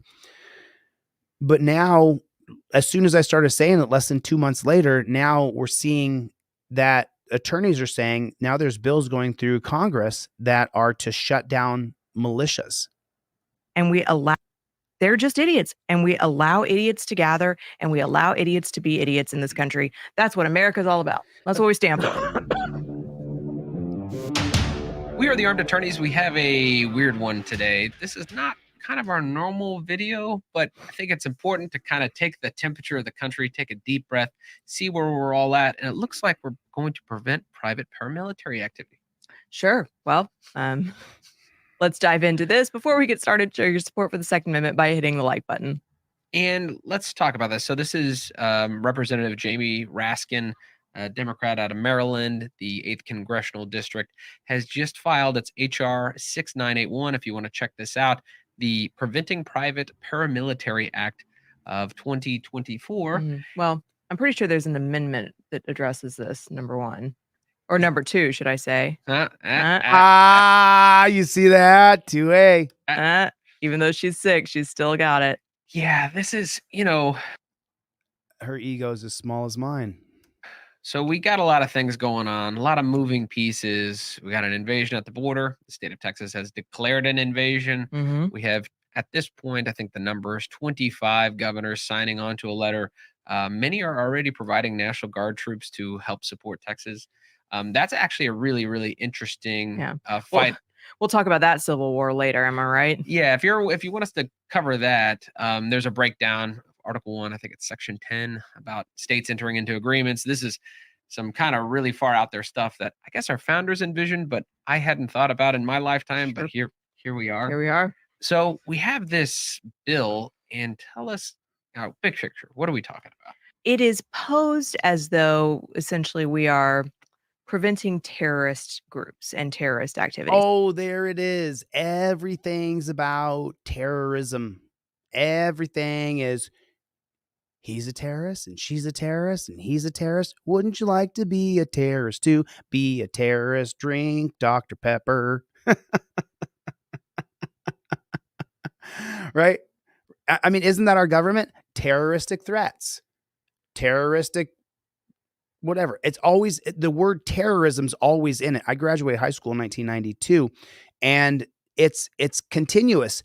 They keep on throwing this word terrorism. Well, who's the terrorists?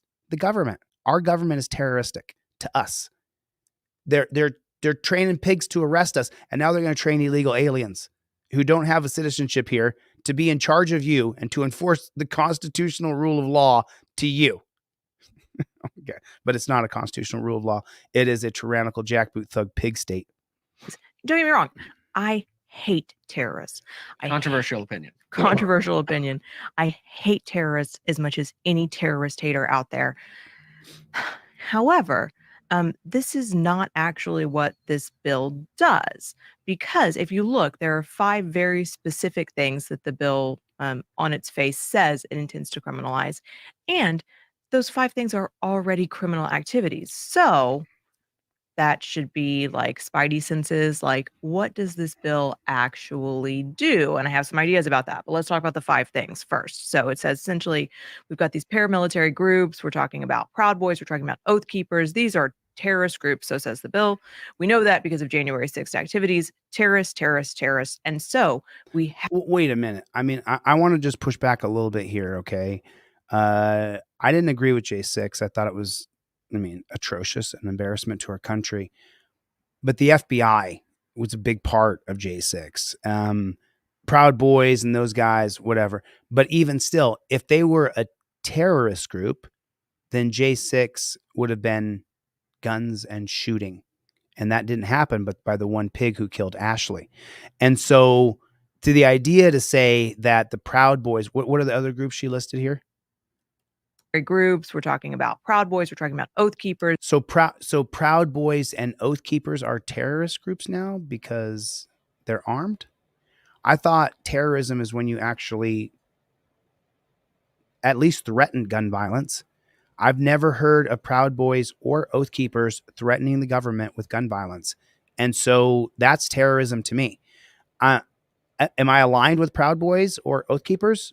No, not likely. You know, we don't align completely. There's some things that Proud Boys and Oath Keepers say that I agree with, but I'm not a part of the group. I have nothing to do with those groups. As you guys know, I believe in forming citizen militias, and citizen militias that wouldn't require, Proud Boys or Oath Keepers to be, labels, or you don't have to wear a jacket. We can all be a part of the same militia, and you don't have to be in a stated type of organization or such to say that you are in a militia. You can form militias on your block and call it, the Sycamore Block Militia.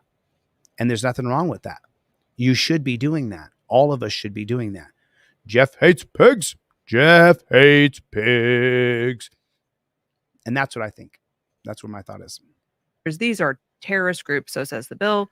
We know that because of January 6th activities, terrorists. And so we have to have more laws that criminalize the things that are already criminalized here. So we've got number 1, publicly patrolling, drilling, or engaging in deadly paramilitary techniques. Well, deadly activities are already criminalized. Yeah, so scratch that off. Yeah. Publicly patrolling. Yeah, I mean, outside of the function of law enforcement, I mean, holding yourself out as law enforcement or as enforcing the law when not crime. Yeah. But where do we draw the line between, like, let's say, I mean, I talked to somebody actually last week who's a counter protester against those pro-Hamas protests. Yep. And he just walks up and down in front of those. At what point is that, if you have a group of you, is that patrolling? Yeah. I don't know. I mean, that's why this sort of stuff can get really dangerous. Or you really got fast. all the mall security officers, they're observing. I mean, that's patrolling. That is patrolling. Okay. But all right, but the one here that's not, I would say that is unusual is drilling. Drilling. So that could be marching in formation. That could be, I mean, my Twitter timeline is blown up with guys. So wait a minute. Drilling? So if you guys form a militia on the Sycamore block or the Main Street block of your town, then if you guys go through drills as to what to do if we get attacked by a foreign country or if the government turns tyrannical and attacks you, if you go through drills in how to defend yourself and who's going to go where, then you're a terrorist. It doesn't really make a lot of sense to me. Why are you being called a terrorist because you want to drill with other free Americans? How does that make you a terrorist? In which way am I a terrorist because I have firearms? In which way am I a terrorist? It's just so hard to wrap around my head. How are you a terrorist? It's just so hard. It just doesn't make any sense. Guys going on backpacking trips and things like that. Yeah. So that could be a whole lot of things. I'm not sure you get to criminalize drilling. No, I don't think you can either. All right, number 2, interfering with or interrupting government proceedings. Already a crime. Already a crime. We can move on from that one. Number 3, interfering with the exercise of someone else's constitutional rights. Also crime. Yeah, can't do that. Yep. Can't do that. And then I felt the comment section go, isn't that what the government does every single day? Yeah. If you thought that, well up in the earth. Yeah. Channeled you a little bit. Falsely assuming the functions of law enforcement and asserting the authority over others. Also a crime. Also a crime. The functions of law enforcement and falsely assuming the functions of enforcing laws on people, asserting authority over others. So look how vague it is. Asserting authority over others. So that means if you have a neighborhood watch and there's 8 of you, and then someone comes into your neighborhood and you say, hey, get out of that person's backyard because we have firearms. And if you don't get out of that person's backyard, you're going to get in trouble for trespassing. Then are you enforcing laws? Are you asserting authority over others? Quite literally.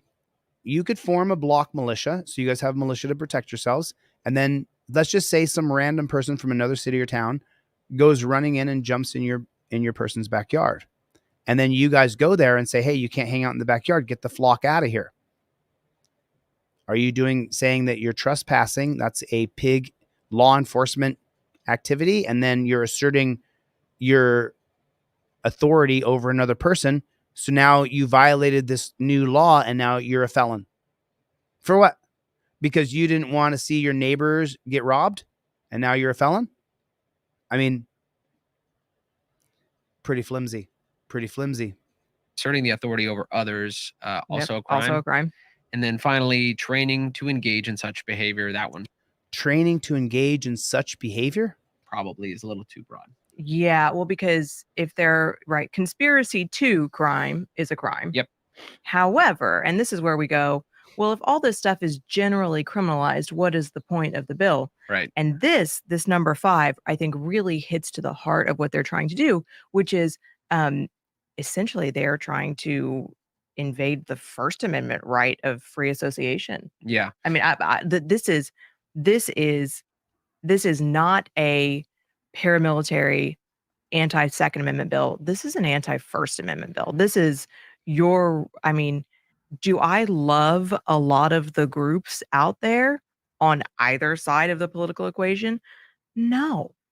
But the government doesn't get to tell us, like, these pro-Hamas idiots who I would have to stop myself from breaking the law probably to just run down the line.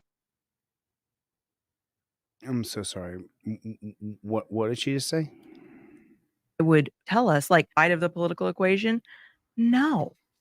But the government doesn't get to tell us, like, these pro-Hamas idiots. Hold on a minute. I mean, look.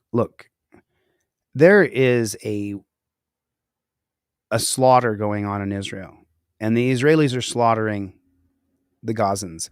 And the Gazans, if you don't think Benjamin Netanyahu killed his own people, which a lot of people do, if you don't believe it was a false flag attack where the CIA, along with the IDF, the secret police for Israel, they planned the attack on Israel. A lot of people believe that as well. I've heard that on lots of different threads on Reddit. And now she's saying these pro-Hamas idiots. I'm Jewish. I come from Jewish heritage, Colombian Jew. My last name, DeCastro, is a Jewish surname. You can look it up yourself. And so I still see it as two different sides. I don't see Israeli as evil and Hamas as evil. I see it as the two of them are fighting for land. The Israelis have the power and have taken the land. And then if you want to call Hamas terrorists, you could also call them, from the other perspective, freedom fighters. Now, I don't agree with death, and I've been calling for peace and for a ceasefire the whole time because, obviously, being of Jewish descent, I don't want to see the Jews wiped out. It's not what I want. I don't want to see the Palestinians kill all the Jews, and I don't want to see the Jews kill all the Palestinians. And for some reason, that seems to be a controversial position. You're not choosing Israel. No, I'm choosing humanity. You're not choosing Palestinians. No, I'm choosing humanity. And so for some reason, though, that seems to be something that's like, oh my God, that's so deep. It's not that deep. It's, I don't want to see murdering and death. And she's saying the pro-Hamas idiots. How much time has she spent in Gaza? How does she know? I don't know either. We only know what the Lion state-run media tells us. We have no idea. Unless you're there, unless you're watching podcasts of people like myself, other people who are on YouTube and TikTok and Instagram who are actually there on the scene, and they're the ones reporting to you. Then you're getting inside information. If you're getting information from a state-run media operative, from a state-run agency, from a state-run ABC, CBS, CNN, Fox, MSNBC, the lying state-run media, then you have no idea what's actually happening over there. And I don't either. That's why instead of saying my Jewish bloodline is so evil and the Israelis are evil, no, I think they're killing too many people, dropping bombs that have no direction. And there should just be an occupation because that's what's going to stop the wars. But you're still going to have this tyranny. So anyway, I don't want to get stuck on the slippery slope. I just don't want her to say that this one side is bad and the other side is good. We don't know if the Gazans are bad or the Israelis are bad. We know that there's death and murder. That's what we know. Okay. So that's just my position. I'm that's I just want to state that. Who I would have to stop myself from breaking the law probably to just run down the line and smack them all in the face. Can I tell them that they can't do what they're doing? No, the government can't tell them that.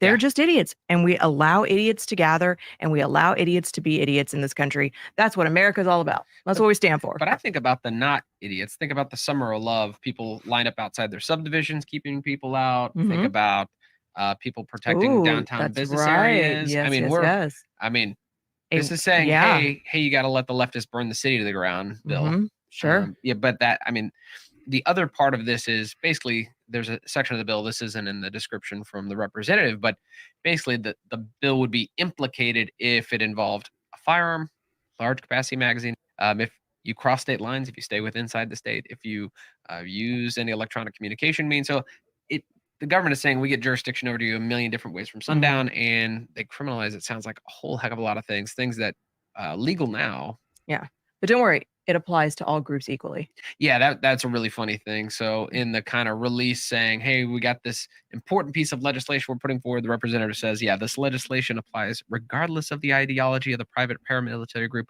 or the targets of their unlawful activity. Cue Ron Burgundy. I don't believe you. Applies regardless. Cue Ron Burgundy. Paramilitary group. It's consistent. The legislation applies regardless of the ideology of a private paramilitary group. Okay, that's bullshit. Or the targets of their unlawful activity. That's bullshit too. If you target anybody in government with any kind of a private paramilitary, that is so stupid. We have a right to form militias. It's not paramilitary. Or the targets of their unlawful activity. Cue Ron Burgundy. I don't believe you. I don't believe it. No, we all know who this is targeted against. And this is, anytime someone puts forward a bill of this nature that seems like it doesn't do much and has a very lofty goal, there is some shenanigans going on behind the scene. Red flag laws, perfect example, because they are almost always presented as we got to stop people from hurting themselves. Who doesn't want that, right? Who doesn't want to stop people from hurting themselves? Yep.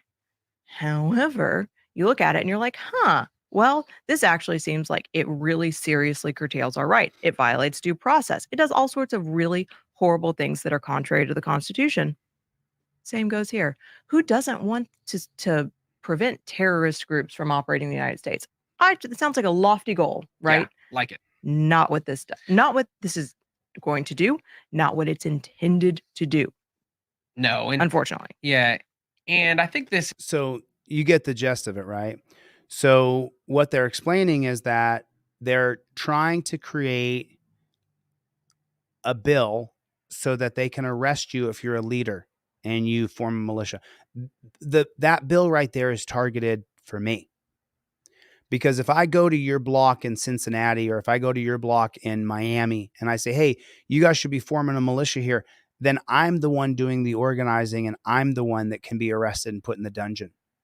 This bill is for anybody who's going to lead and put groups of people together to defend themselves against a tyrannical government or from a foreign invader. And so they created a bill. And if they don't like me, which I hate cops, I've said it for years now, because I hate cops, then they're going to say that I'm forming a militia to attack the government. And look what the bill they created. Well, it says right here, if you do this and you violated this right here, and now I'm going to get 12 Karens and Kevins, and I'm going to get a Karen or Kevin judge.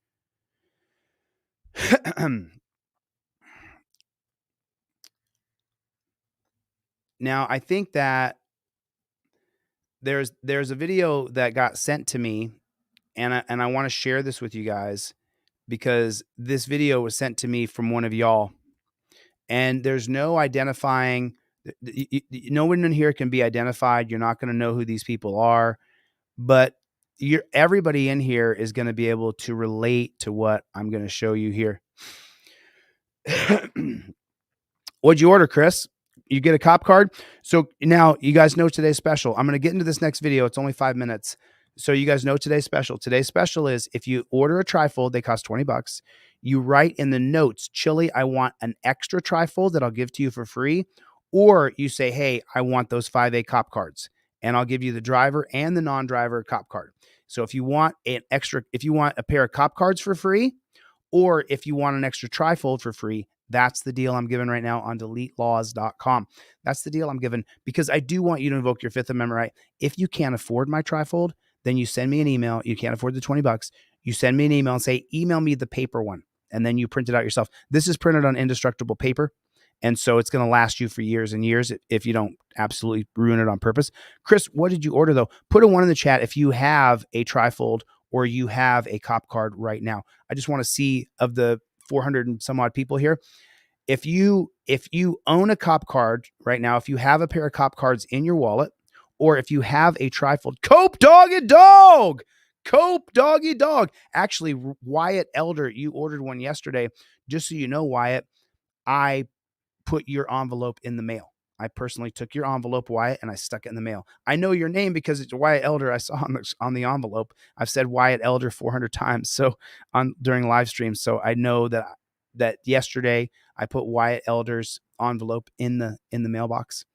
So make sure you get a trifold, get it in your car. They're only $20. The cop cards are only 10. These are only $10. And I think I got them on the website for $15. And then if you order a trifold for $20, tell me, do you want an extra trifold or do you want a pair of cop cards? Now the cop cards are only $10, but they're made out of this like a credit card. People love them. People love these cop cards, man. And I've given away well over 1,000, well over. And then for the people I gave a bunch away to, we'll talk about that next week.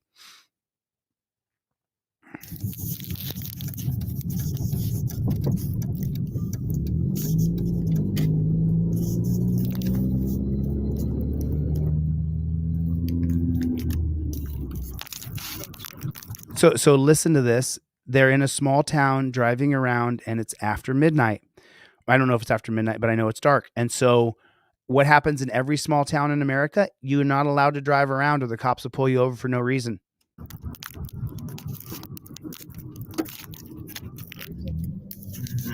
You're welcome.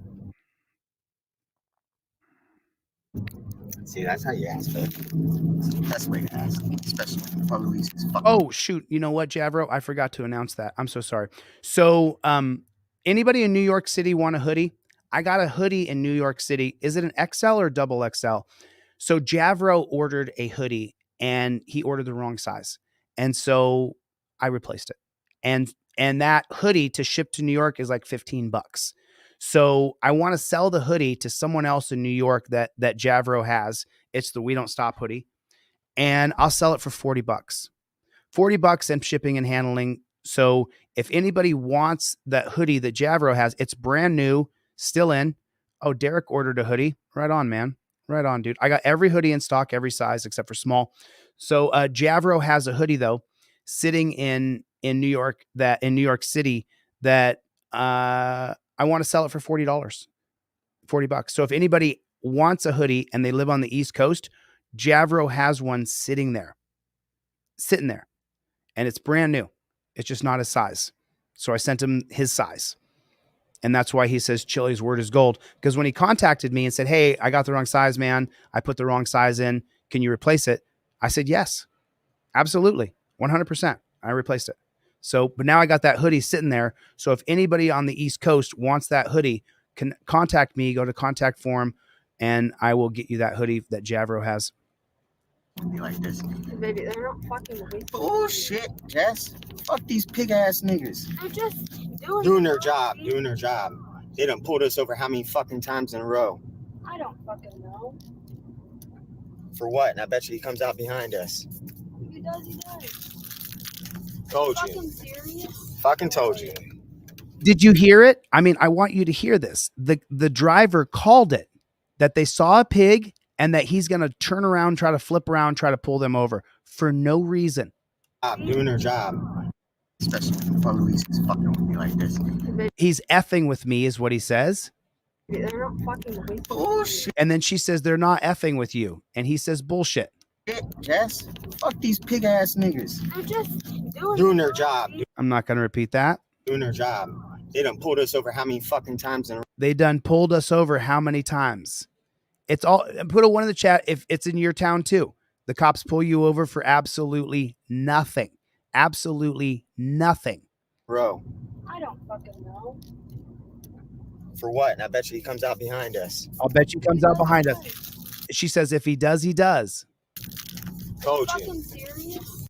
And then he says, I told you. And she says, are you freaking serious? Yeah, they're targeting you to arrest you. Fucking told you.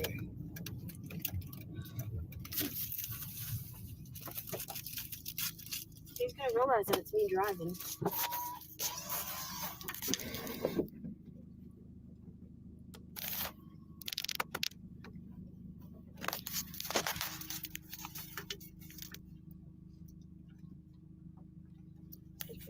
We'll see what he says first.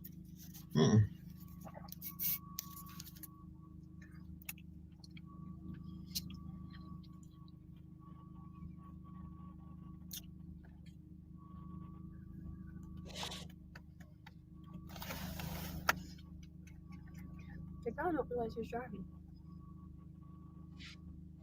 It's really a surprise. Right, Kylie?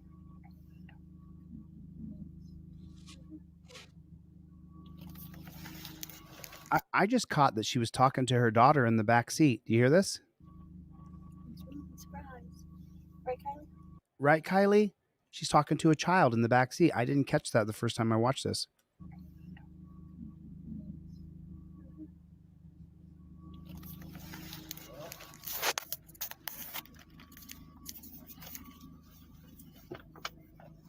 Dude, come on, man. Right? Oh.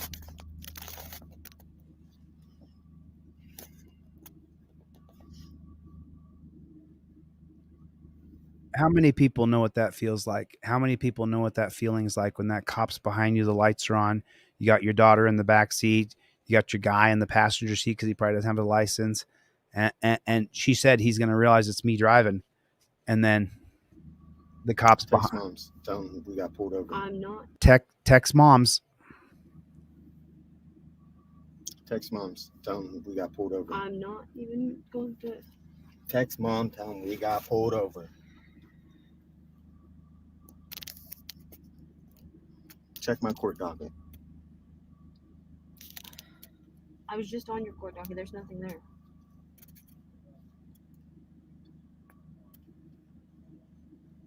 They're terrified. He says, check my court docket because he's afraid that he's going to be arrested for nothing.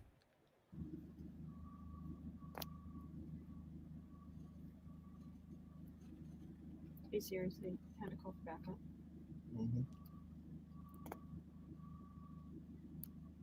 What possible reason?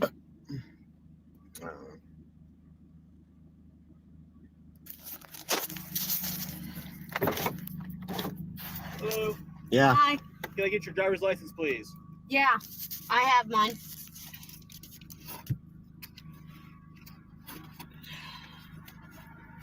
One moment. What's the stop for? Loud exhaust. We were just pulled over the other day for this shit. What a load of shit. The cop was going the other way. They saw each other from how far away? And then he pulls him over and says, loud exhaust. What a load of shit. He just made it up.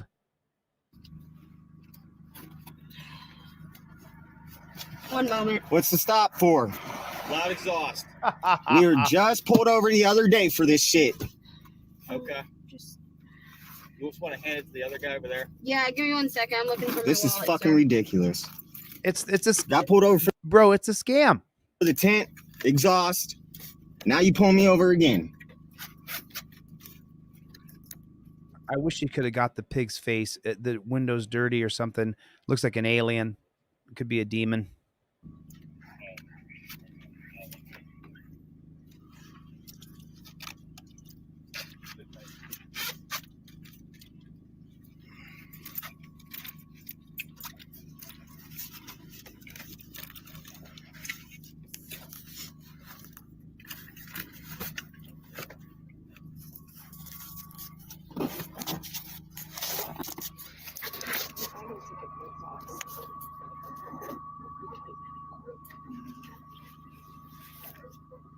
Why is there two cops there for a loud exhaust? Are they scared? They need backup?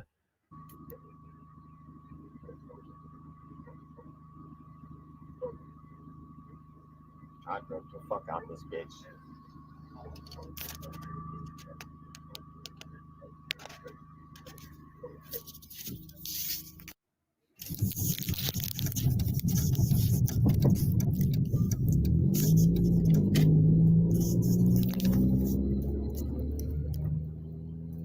There's the loud exhaust.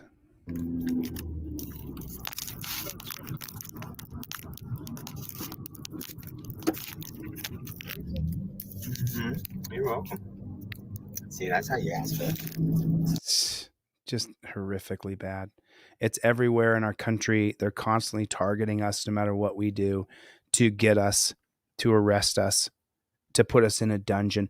So Javro in New York, $40, double XL hoodie, if you guys want it. They're on my website for $55. So double XL hoodies in New York City. Javro has a double XL. I'd like to sell it to someone in New York or right in that area, so the shipping is really cheap. And then you get the hoodie for like 47, maybe $50 at the most, which is a pretty good deal. Because the hoodies, I'm $25-$30 into these hoodies by the time they're done, because it's top of the line, best quality you can possibly buy. I don't skimp when I get stuff that I'm going to sell to people. Indestructible trifolds, the cop cards, nothing I sell is not the highest quality possible. There's not a single thing that I will sell to anybody that's not top notch. So now this is, and I have not seen this yet. Remember, I have an editor who cuts American Patriot for me. I haven't seen it all yet. Has put a one in the chat if you guys have seen the American Patriot series. We're up to episode number 25 now, and there's going to be over 100 episodes. So if you guys have not caught up on American Patriot, here's the link for it. I would start at episode 1 if I were you. I would start at episode 1. And yeah. This is and so the person who emailed me that video in, I covered it, man. And the reason I covered it is because I do know that what happened to you was wrong, and they targeted you, and they said, oh, loud exhaust. If it's the third pullover in the last week or two, then you know they're doing it. If it's the third pullover in a month, all those pigs know who you are. They've all had lunch and sat around and talked. Do you get that guy? Yeah, it's we could say his exhaust is loud next time. Oh, his windows are tinted. Windows tinted, loud exhaust, all bullshit reasons to pull someone over. And he's gone through it 2 or 3 times now. Unisex, I do have, oh yeah. Yeah. Don't tell anybody, bro. But when you buy a hoodie from me, I put a trifold and a cop card, or at least a cop card. I always at least put a cop card in your hoodie. The first batch didn't get the cop cards in it because my assistant was not putting the cop cards in. But now if you get a hoodie, you always get a trifold or a cop card kind of tucked inside of your hoodie. So when you open it up, you get a little nugget in there. I just want you guys to enjoy it. So if you guys, here's the link for American Patriot, the channel. It's its own channel. Definitely go over there and watch from episode 1. This is episode 25. You won't be too lost by watching episode 25 first, but you should watch every single episode of American Patriot. This is such a good series, and the guy cutting it is doing such a good job over there. Doing such a good job. He's really working hard, and I'm very proud of him. So this is American Patriot episode 25.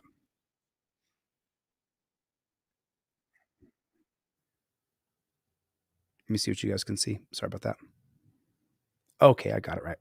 So now your brother got called in for a domestic, and then what happened next? Okay, when they had showed up, my brother has PTSD from current old police stuff, so he has really PTSD with that stuff, and they were aware of that on the phone with the cops. And when they had gotten there, my brother had his hands behind his back. He wasn't moving. He wasn't doing anything wrong. He did everything that they had told him to do.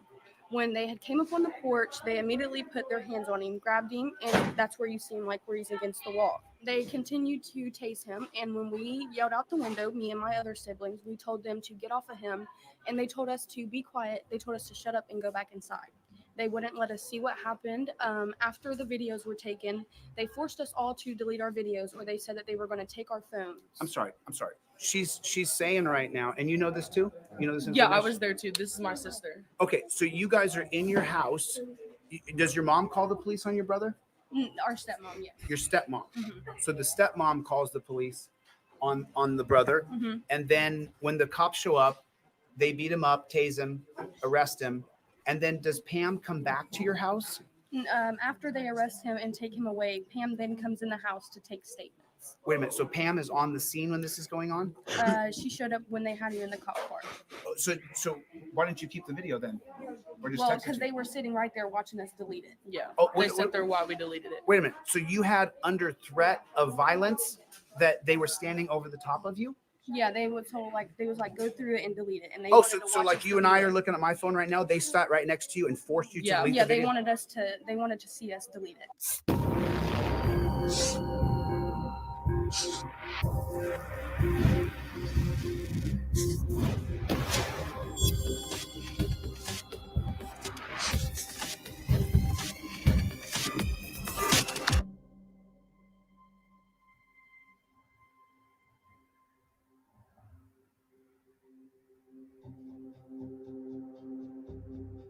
That jail needs to be tore down because it ain't fit for a dog.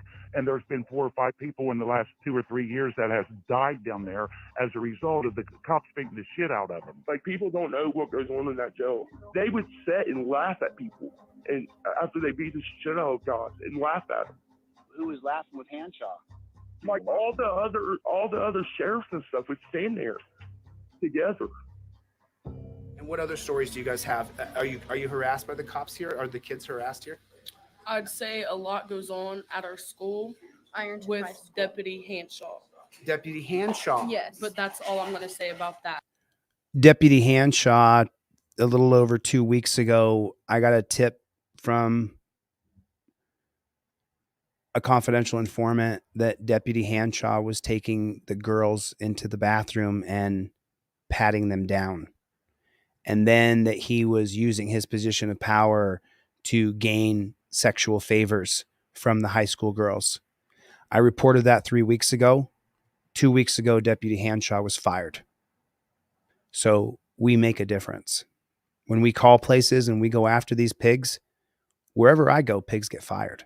That's a fact. Hanshaw is fired. He's the same guy who beat Larry Kinsler in the jail and was sued, and they lost the lawsuit and they had to pay Larry Kinsler, and then Larry Kinsler ended up dead. So needless to say, if Hanshaw's watching this, I'm locked and loaded. My gun's right here, bro. Don't even think about it. I got an AR and I got a shotgun right here, bro. You come anywhere near me, if I see your face, Hanshaw, you and I are going to have a problem. Just letting you know right now. He beat Larry Kinsler so badly that the video went viral and millions of people saw it. Larry Kinsler sued Hanshaw and won. And then Larry Kinsler ended up dead. So just a note to everybody, I'm locked and loaded. Just let these pigs know. But I know there's a lot of kids. I'd say a lot goes on at our school with Deputy Where they pat the girls down in the bathroom to check for chemicals. Hanshaw. Deputy Hanshaw. Yes, but that's all I'm going to say about that. But I know there's a lot of kids at the school that want to come forward and tell their stories, but they're scared. How many kids have? There's a lot of kids, a lot of young girls who want to come forward and tell their story, but they're scared.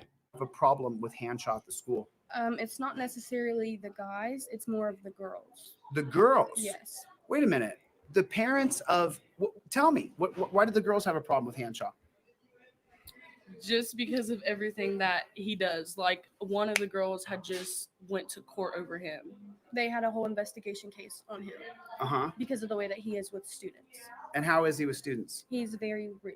Like, I'm just going to say rude. He's rude to girls mostly? Yes. How does he treat women at your school? If he likes you, with respect. If he doesn't, then it's just like you don't matter to him, so he doesn't care. So Hanshaw is mean to the girls in the high school. Mm-hmm. And so Hanshaw. So I'm not sure if you guys know this or not, but RAPE is not a crime of sexual urge. It's a compulsory crime that they're compelled to do it. But RAPE is a crime of control.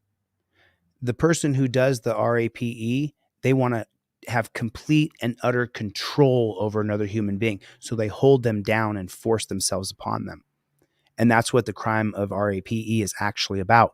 To hear that Hanshaw is rude and hates the girls in the high school, and then to hear that is accused of SA by several girls, It's not at all it's not at all surprising to me. If he doesn't, then it's just like we don't matter to him, so he doesn't care. So Hanshaw is mean to the girls in the high school. Mhm. And so Hanshaw, if you could, would you get rid of Hanshaw at your school? Probably. Yeah. Most definitely. Yeah. It's so funny, when you're young, you're nice and you don't want to see someone lose their job. Hanshaw, you should lose your job. You should be fired. The woman a moment ago said that you punched a kid. Were you aware that he beat that guy on the gurney in handcuffs? Yes. Yes, that video. That's is Larry terrible Kinsler. And it's sad, and he does not deserve That's Larry Kinsler right there. On the gurney in handcuffs? He beat him when he was number one, he beat him before he got in the gurney. And then when Larry Kinsler complains about the treatment, he chokes him as he's strapped down right in front of the ambulance workers. Yes. Yes, that video is terrible and it's sad, and he does not deserve to be a cop after that. So there's a video of Hanshaw and two other cops beating someone on a gurney? That is literally tied down, that can't do anything, and it's disgusting and disturbing. Yes. It is just, he should not be able to work in his school with kids after he done that. That is disgusting. Wow. Chille, I don't want to interrupt, but there's a lady in here who can't be on camera. Can't be on that has camera? a note to slip you. Okay, I have another note incoming here. Excuse me 1 second, ladies, and I'll be right back. You're not on camera. The camera's facing me. This is from your husband? Yes, and he would like for you to call him. To give him a call? So now I've been down. This is the second note that someone's slipping to me. So Someone just sent me a message that I forgot about Hanshaw, but he takes care of all the disciplining at our school when he's not supposed to be. And anytime anybody gets in trouble, he's there, and it's like he takes care of it, but he's not the principal. He's just the sheriff. So I understand why he's taking care of it and disciplining kids and doing the things that he. they have cops disciplining kids in the high school, training them for the training wheels for the cops in the streets to arrest them. It's disgusting. Putting pigs in schools has always been a mistake. I've always spoken out against it. It started in the mid 90s. And I've been speaking out against it ever since, because now look, the principal has anointed the pig in charge of disciplining kids because he's a pig. Anytime anybody gets in trouble, he's there, and it's like he takes care of it, but he's not. He takes care of it. You don't want a pig in charge of your kid. To the parents of Ironton, now that I've been gone for over a year, are you seeing this? Do you want a pig telling your kid what to do? Why do you have pigs in that school? No shootings in Ironton High School. Why do you have a pig in your school? A pig in your school, touching your daughters in the bathroom, kicking everybody else out while he pats down your daughter. Hanshaw's fired. Why have you allowed that, parents of Ironton? Principal, he's just the sheriff. So I understand why he's taking care of it and disciplining kids and doing the things that he does. Does he wear a uniform and a gun? Mm-hmm. Yes, he does. So He has everything on him. So as a taser and everything else? Yes. So if you're a teenager with testosterone going through you and you have ADHD and you have OCD and you can't sit straight in class like this guy right here, then they send the cop up with a gun and a taser and a stick to grab you, to take you to the principal's office. Mm-hmm. And then and then the principal and does the sheriff stay there at the principal as it goes through the process? I'm not sure. I'm usually never there for that. Sometimes it depends, but sometimes they do have the sheriff in the room depending on how bad the situation is. What's bad? A Physical fight? Yeah. Yeah. So two guys get in a fight. Mm-hmm. Do they get arrested? No, I'm pretty sure they don't. No. Okay, so they don't arrest people. Yeah, we don't really have that many fights at our school. Okay. And so, what other information do you have on there? That was it. I just forgot to tell that. If anybody else knows these ladies and they can text them more information about Hanshaw, Hanshaw, this isn't the first time I'm hearing about you, Hanshaw. I can give you a story about Annie. That's the one that came out to my private property. Oh, Hanshaw came out to your place. I'm going to cover the camera real quick. Let me just slide over here real fast. So, Hanshaw came out to your private property, and what did he do? I have. The story this man is about to tell is a lie. He was a plant. He was a plant by the city. I'd been there for a couple days, and they knew that I was not going to stop. This guy is the relative of the county auditor. And the story he's about to tell right now has been verified that it's a lie, that it's not true. I didn't know that. You only believe what people tell you. So I just want you guys to know that his story here is not true. Cousin who lives there, and Hanshaw came out to your private property, and what did he do? I have a cousin who lives there, and him and his daughter were in an incredible argument. She lived with him. He was throwing them out. And her boyfriend, she was afraid that her boyfriend and her father, my cousin, were about to get into a fight. So she called the sheriff. Never call 911. Never call the police. Never. They're not going to help you. It's going to make the situation far worse. So he got a hold of me and he said, the sheriff's on the way, get here now. That was the only message I got. I show up, me and another cousin, and and I always carry open. And we already had the argument stopped. We helped her move her stuff outside. She's standing there waiting on her ride. They're on the way. Well, he shows up a few minutes later. And of course, the first person he wants to talk to is me, because I'm standing there wearing, a pistol on my side. And he said, "Do you have a permit for that?" I said, A permit to open carry? I said, "Well, it's open and I'm on private property." And he said, "Well, you can just get out of here then." I said, "Well, the problem is it's my private property." So he started screaming. And I hate these wannabe YouTube fucking stars. I hate these wannabe YouTube stars. Right. Who's filming? Nobody. There are no. Let me clue you in. I'm not a YouTuber. I'm a game changer. I'm only on YouTube to brand my personality and my character. I'm only on YouTube so I can have a bigger platform so people reach out and contact me and I can help more people. Team DLZ has done over $50,000 in donations since I started on this channel. We've bailed several people out of jail. We've paid several people's rent. We've helped people with their bills, with their hotel bill, with their electric bill. We have helped people on this channel. So I'm not a YouTuber. I'm a game changer. There's a big difference. You notice I'm not like other people in this supposed 1A space. I'm not. You know that. You don't see me do what those other folks do. I'm glad they're doing it. I'm glad that some people who call themselves First Amendment auditors are out there filming. I'm happy for them. And some of them are for just clicks and likes and comments and views and money. But as you guys know, I'm not. And I never have been. I never have been. When I first had my trifold that I give to you guys now, 2 for 1, I gave them away because nobody bought them. I gave them away. So these YouTubers, like that's how they dismiss you. That's how they say, "Oh, dismiss him. He's just a YouTuber." I'm going to run for governor and I'm going to win and I'm going to be your boss, copper. So you better be damn sure what you say. No cameras out. So he started screaming. And I hate these wannabe YouTube fucking stars. I hate these wannabe YouTube stars. Right. Who's filming? Nobody. There are no cameras out. So then why is he talking about YouTube stars? Well, I'm sure he's watched a few videos, and a lot of these cops think that the only way any of us could know anything is by watching a YouTube video. Well, how does it come up though? How does he start talking about YouTube?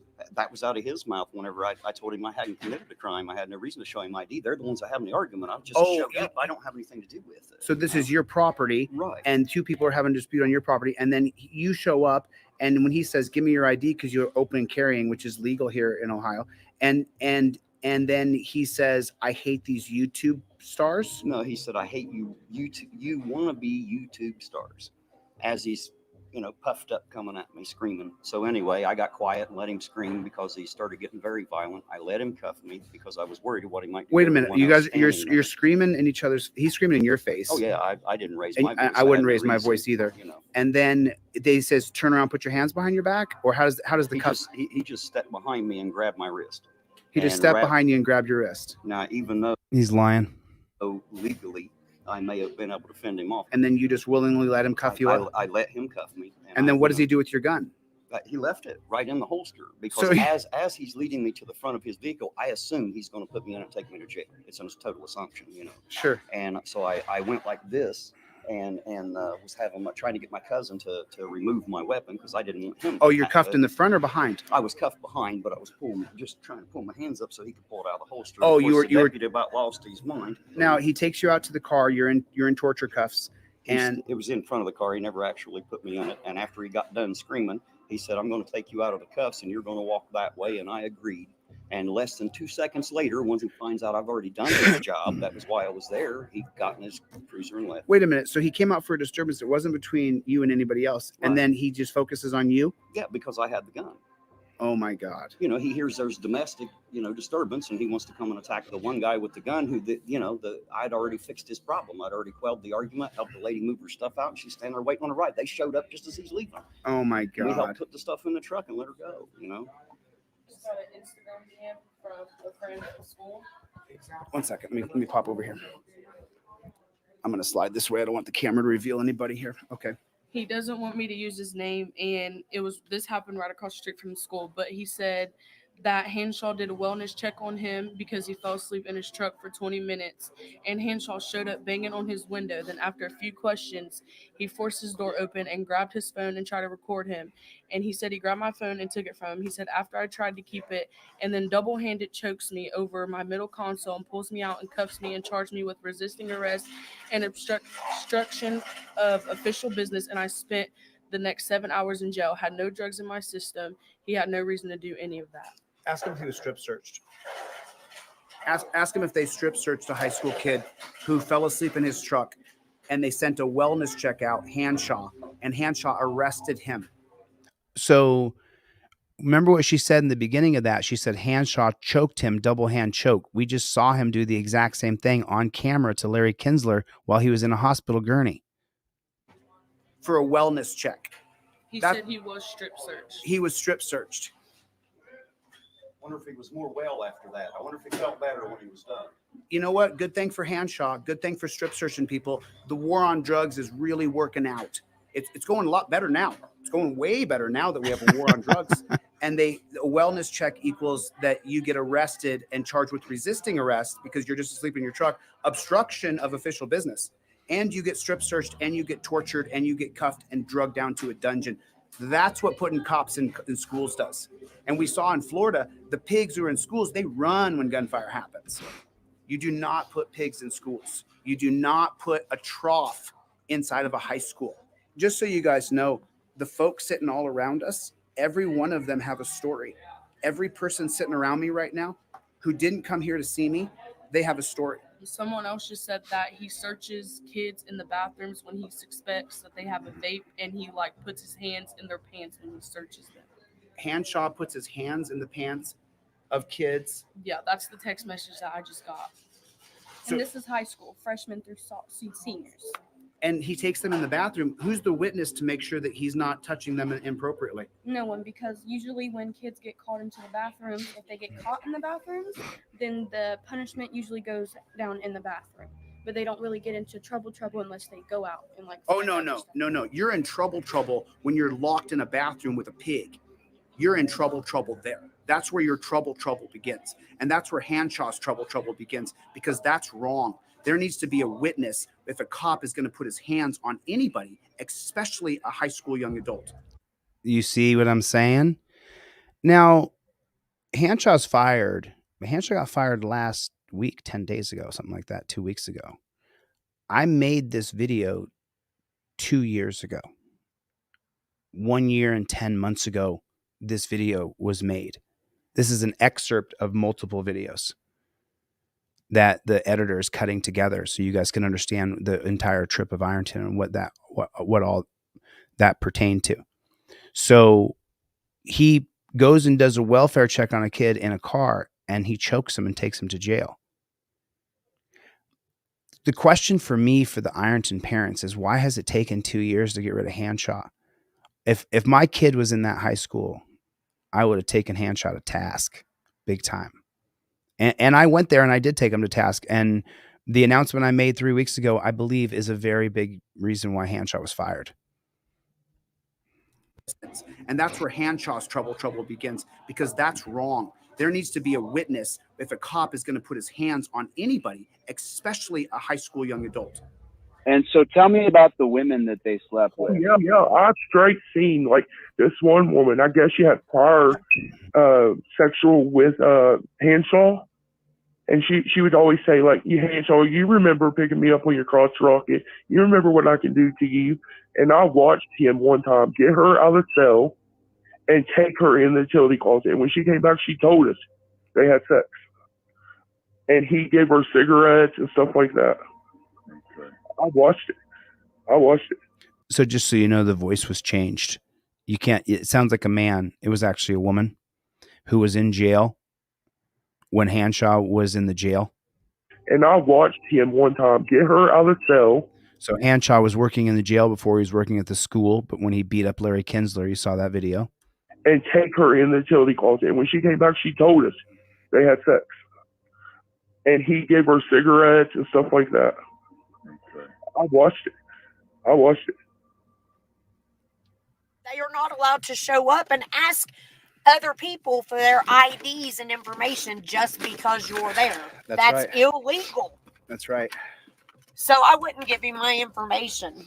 That's and right. He said, it's okay, Krista Gianmarco. You got a warrant. And he puts me in The torture cuffs. In the evening of He puts her in the torture cuffs.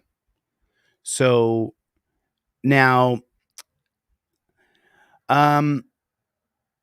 make sure you guys get over and watch American Patriot and watch from episode 1. The channel was demonetized by YouTube. So I'm literally just paying in to be able to present to you guys what happened in Ironton. And it's expensive, but I'm doing it anyway. I saw Pistol Pete Rex in here earlier. Pistol P, where you at, bro? Where are you, P Rex? What's going on? Jaquez, Stanley. Was anybody here yesterday? Did anybody see the video that I made yesterday? Let me pull that up. I want to show just a couple minutes of this video that I produced yesterday covering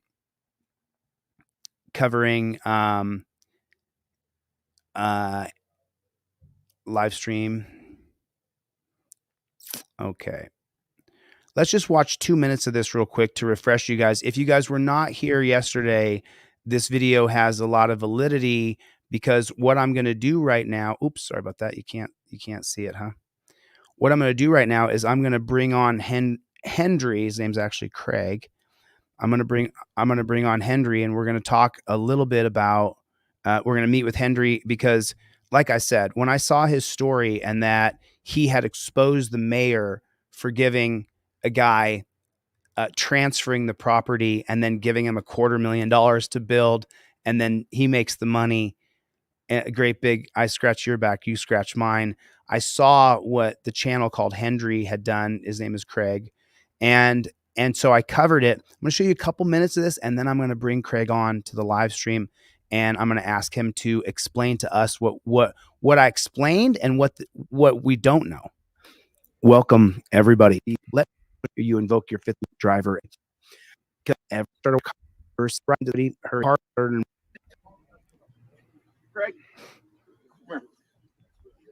What? Come here. I don't want to come any closer to the scene, man. What's up? Turn around real quick. You're being detained. For what? You can't. You're going to physically assault us because we want to see the clerk of court? Are you really doing this? Because we trying to see this. Is how you try to talk to people? You fucking thug. Oh, what's going on here? Oh my. You didn't know this? Yeah, I wanted to see the clerk. Did he? He's got that. That's not absolutely. I don't control somebody's facial with a legal order. It wasn't a legal order. You film this, I will hold you to back into court, and You can't hold me in contempt of court when I'm outside the courtroom. bring him forth. I'm not coming into court. He says you can't hold me in contempt of court when I'm not inside the courtroom. And listen to what the judge says. Because If you film this, I will hold you to back into court, and you can't hold me in contempt of court when I'm outside the courtroom. bring him forth. Bring him in the courtroom then. And then they arrest him there. And so then we get into the reason. So Hendry is being charged with a felony for stalking a public official. There's no building not going. But that's not what the whole thing's actually about. Yes. We give them a deed. They get a deed and it's recorded here. So there's no building not going on the city property before it was turned over to the developer. No. That is the attorney for the city of Clinton in Indiana. This is what this is about. Just wait what he reveals here. And everything you just heard him say was an absolute lie. He is currently being questioned by Vermilion County Commissioner Tim Yoakum. My question is, has the city had anyone build units on their property before the? Not that I know of. Not that I know of. The commissioner is asking about these properties. The houses on them were built by contractor Timothy Cottrell, while the city still owned the properties. This allowed the contractor to avoid the cost of such inconveniences as buying the land and paying property taxes. Building permits. Which is probably why Scott Craig is feigning ignorance about them. But he then claims to be knowledgeable about the very area that all this happened on. That area down around Feather. I want to jump in and say that what I did was I actually pointed out in this video official misconduct. The mayor was providing favors to his friend, and it was contrary to zoning law in Indiana, which is a crime. I believe it's a felony. And yeah, instead of charging the people that I provided proof committed a crime, they charged me with stalking the person I did the report on. All right. So there it is right there. And now I want to welcome Craig from the channel Hendry. Craig, how you doing, buddy? Hey, Chille. Thanks for having me on. Doing all right. Yourself? Doing great, dude. I'm, just pointing out the tyranny across the country. Yeah. It's endless. Did you see the video and the way that I covered your story yesterday? I did it as quick as I could in 45 minutes. What was my reporting on your activism? Was I correct in my reporting? Did I get anything wrong? Yeah, you were correct, man. I am being persecuted and prosecuted to, with a law that I'm not done anything anywhere near, meeting the essential elements of that charge. It's all just in an attempt to say, look, you come here, you run stories on us, you will face consequences. And you know what that's all about. I mean, it's not anything foreign to people in our line of work, right? These people just come and they attack us simply because we're a nuisance to them. That it's funny. I want to point this out right as soon as I come on, that in the charge, in the language for the IC code, it says that a person a potential victim has to feel frightened, intimidated, threatened, or terrorized, right? And see, I know that the people that, like all public officials, they all feel frightened when a camera comes around, but it's not because they're afraid they're in any physical danger. It's because they know exactly how they act, and all of the activities that they partake in are potentially a danger to them. They could potentially land them in legal trouble. So that's really what they're scared of. They're not scared of anything to do with me. They know I'm peaceful. Right. But you exposed that Guilfoyle was his name, correct? Mayor Guilfoyle. He had done the favor of Tim Kochner, I believe is his name. Yeah. Now, he transferred $1 million worth of land from the city to Tim. Is that correct? Well, it really depends, because before they transferred it, it was essentially worthless because a man owned the property. He bought it with the intent of building on it before. His name was Kevin Kiger. And the mayor, Jack Guilfoyle, for a good number of years, 4 or 5 years, told the guy, look, you can't build on your own property. Then the guy said, all right, well, I can't build on my own property. I might as well just stop paying the taxes on it. It's too expensive. So he stops paying it. They take it from him. They give it to their friend, this Timothy Cottrell, and then they tell him, hey, don't worry about these permits. Don't worry about, any restrictions on building. You go ahead and do whatever you want. And then, as you said in your coverage of it, $250,000 got reallocated suspiciously. And that is, it's questionable. We don't know exactly where that went, but they did admit that it got allocated to the area that Tim built his houses on for sidewalks. And if you play back the video, we don't see any sidewalks.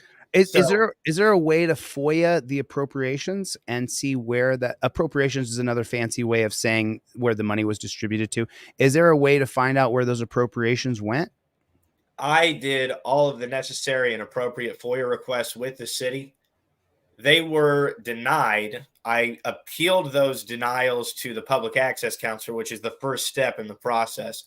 But then the public access counselor backed them up on a few of them, saying that some of my requests weren't particular enough to, satisfy the requirements of the law, saying that because I was asking for building permits for the past 6 years for one individual, that it was far too much. It was far too burdensome for them to provide that. And so my request just got denied outright. And now I am trespassed from Clinton City Hall, right? The judge in this case has ordered you're not allowed to go back to that city hall, not for a public meeting, not to do public records requests, not to ask questions of public officials, essentially denying me my rights under color of law before I've ever had a trial, which is a violation of my due process. So are you going to go back to a city council meeting anyway? I am not, because this is really felony charges, and I want to deal with this first. I know that I'm going to beat it. I mean, I know that. So essentially though, I'm sorry for interrupting. I want the people to hear something here. Craig is a freedom fighter. Craig has been around for a while, and he has pointed out the corruption in the town. And now the corrupt officials that he's investigated and he's exposed on camera, now the judge is saying he can't go back to the city council meeting. And Craig would go back anyway, but he has children and he's got a lady and he has a life. And these are felony charges. And if you violate your bond, the bond stipulation when you get out of jail, the judge can hold you in that dungeon for as long as he wants. He could hold you in the dungeon till your trial for the felony. And then you can't fight mount a proper defense for the felony if you're in a dungeon. You can't. Your kids don't have a father. You don't have your partner.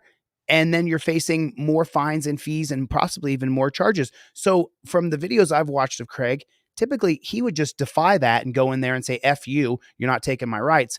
But they've essentially disabled a freedom fighter. Am I accurate here, Craig? So what the deal is essentially in this case, when I went and I told the judge, look, I'm not going to be able to follow any of your conditions. He didn't put any bond conditions on my bond. He just said, you pay the bond, just come back to court. But in Indiana, what it is, and I don't even have, what it is there's a protective order in the criminal case. So she filed for a protective order herself, and then she never showed up to court. So that got dismissed. So now they filed the criminal charges as stalking, and they put a protective order on me in that case. So if I went back to the city hall, I wouldn't just get my bond revoked. I would get a new charge of violating protective order, privacy, or it's something ridiculous. So then let me play it out for the crowd. So the woman filed a protective order against Craig, but she didn't want to go to court. She didn't want to be inconvenienced to having to go to court. So what happens is the DA, who's working with the judge and with the mayor, they call her up and they go, listen, you know what we're going to do? We're going to charge him with felony stalking. And inside of the felony stalking charge, we're going to put a protective order in there anyway. So you don't got to go to court. Don't worry about it. We got him. Does that sound about accurate? Yeah. And I don't know exactly what's going to happen when she does have to show up to court. The next step is depositions for her. And she, let's just put it like this. In the statute, it also calls for a reasonable person to have to feel a certain type of way. And let's just say that she does not fit that description. Well, to sign up to the pig force or to the Death Star of government, you really have to be a demon underneath of that skin. You're a lizard person, like Alex Jones calls them, right? Yeah. I mean, and I really think it's true. I really think that they are the face of evil in this country. These people are. I mean, everybody hates the villains in all those movies like you're talking about. They hate the people on the Death Star, but when it comes to City Hall or it comes to the courthouse, they fail to see it. These are the evil people of our world. It's absolutely atrocious what they're doing to me, what they're doing to you, what they're doing to hundreds of activists all around the country. And you have another case, right, in Kentucky? Are you being charged with a felony or a misdemeanor there? A misdemeanor there. Mm-hmm. I'm being charged with disorderly conduct, which carries 1 year in jail, and criminal trespass, which is a ticket, I guess. I guess it doesn't carry any jail time. But this is actually funny. This is the exact you were in Ironton, Ohio, when those corrupt individuals really, really attacked you atrociously and they kidnapped you. I was right across the river. That area, Catlettsburg, that I was arrested in, that's right across the river right there. And they're the same. It's the same culture, same kind of people.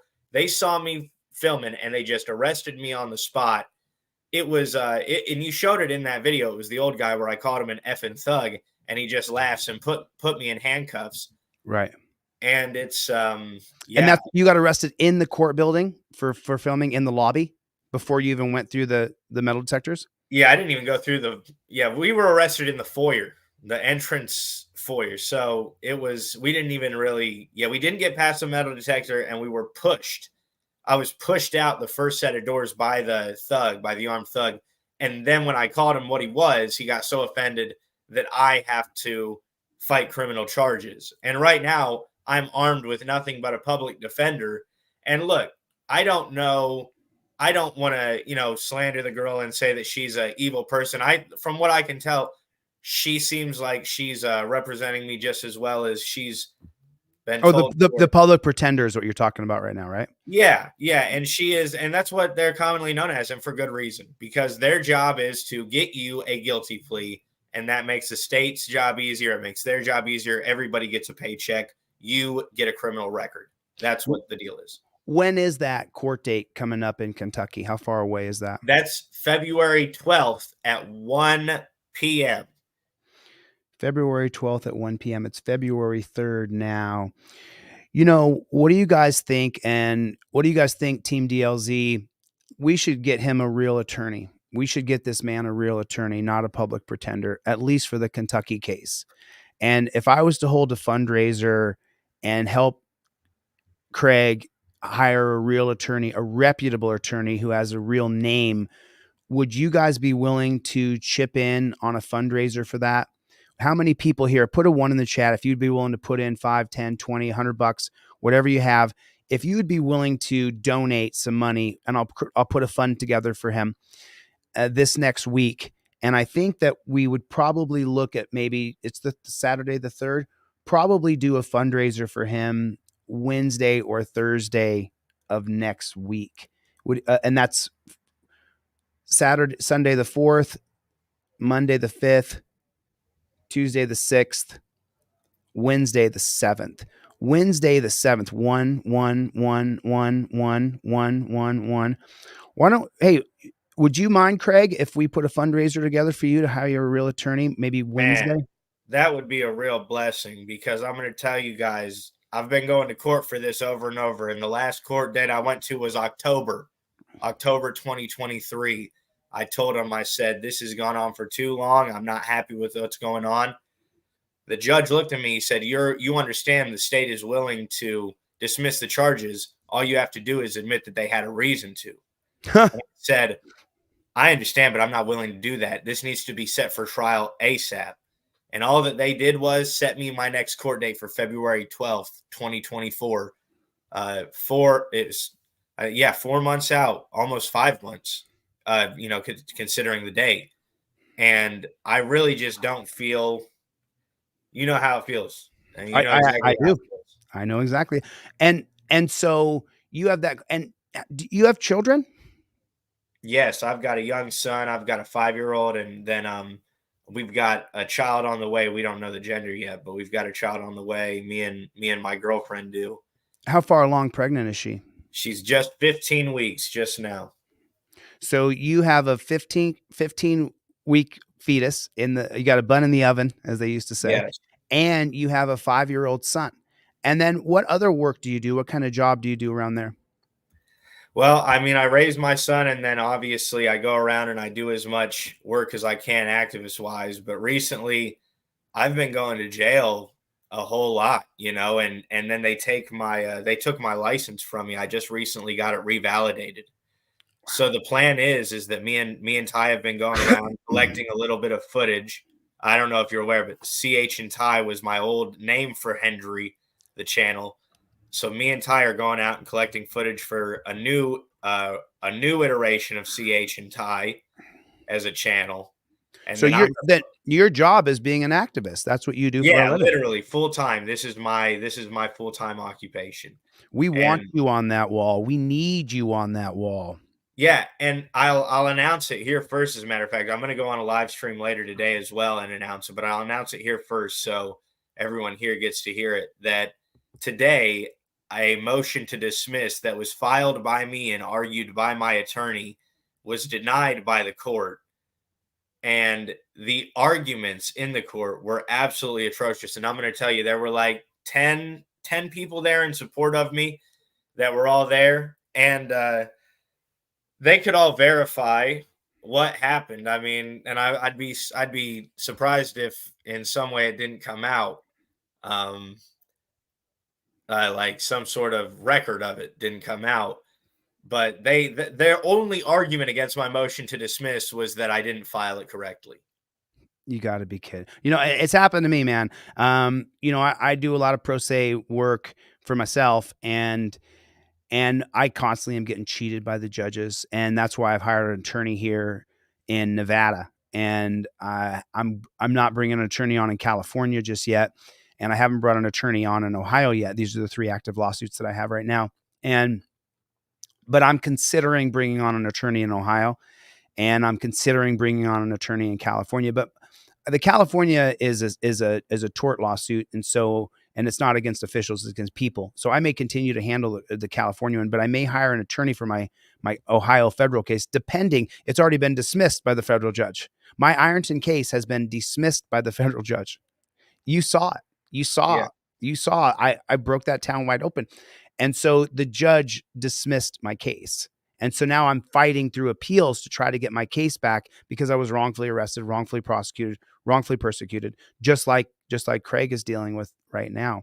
Yeah. So I think between now and Wednesday, we can put some things together and find a reputable attorney and try to get a name attorney. And then we can do a fundraiser for you on Wednesday day. Do you have time? Wednesday day? I say maybe East Coast, West Coast. I think we start in the morning. East Coast time I think we start at 9:00 in the morning, noon Pacific time, 9 a.m. East Coast time. What do you think of that? Yeah, that sounds great to me. And as far as reputable attorneys goes, I know that I talked to one as soon as the case got opened against me. And I know that I really, really am a big fan of the guy. And you interviewed him, actually. Mm-hmm. And he gave me a price of many months ago. And he said that was a solid price. And that's Larry Foreman. He's the DUI guy. Kentucky. And he told me a price on that. And he said that if I got him $6,000 in one way or another, he would represent me. And he said, I don't want to tell you what he said, but he said, it's no problem. You're going to beat this. It's no problem at all. I mean, this is the work of Nazis. That's what we'll say. It absolutely is. Larry is the DUI guy on YouTube. You guys can look him up. He's got a great channel. I watch all of his videos. I've seen all of his videos. I brought him on. I interviewed him to see if I was saying the same things and principles of law that he would say as a trained attorney. I'm autodidactic. I learned everything online myself. So Larry's willing to take your case, and we got to come up with $6,000. And knowing attorneys, as well as I have been involved with attorneys for so many years because I've had to hire so many to defend my own charges against me before I was on social media. So I think, we could probably get a deal and probably get that cut down into sections and payments. I think we could probably do that. Yeah, Larry's a real reasonable guy. And he told me he didn't think that what happened was right either. So I know that it's not like he doesn't see, what's gone on here. It's because, I mean, I don't know. I don't know if you've got, I don't know if you've got the video on your live stream. What happened was it was short and it was ridiculous. I mean, what happened was I just called this cop an effing thug. I just showed it. Okay. Yeah. Mm-hmm. And his ego just got so bruised. He said, going to jail, and they locked me up, and they, man, it was weird. They tried to book me in as a John Doe, and it was a Friday, and it's even on the paperwork, and we've got pictures of the paperwork, and it was, they have it written in John Doe. And I told him, I looked at the guy in the eyes, and I was appealing to his humanity because he was told by his superior, the guy who was writing the report, book him in as John Doe. And I looked at the guy, I said, look at me, Richard. I said, I'm telling you right now, my name is Craig Henry. And he's like, well, he told me to write it as John Doe. I was like, well, I'm telling you my name is Craig Henry. You should write it in as Craig Henry. That's not right that you don't write it in as Craig Henry. And luckily, he wrote it in as Craig Henry. Or you would have been in jail for a long time. for at least The weekend. 72 hours. At least. Yes. Wow, that's horrible. Yeah, and luckily enough, my friend was close by, and my friend Durand, who's a great supporter of the movement in general and just freedom, he came and bonded me out at the time, and it was I was lucky. There was a guy in Ironton named Corey who I never met before, didn't know him, came down and put up the $1,500 to get me out of the dungeon in Ironton.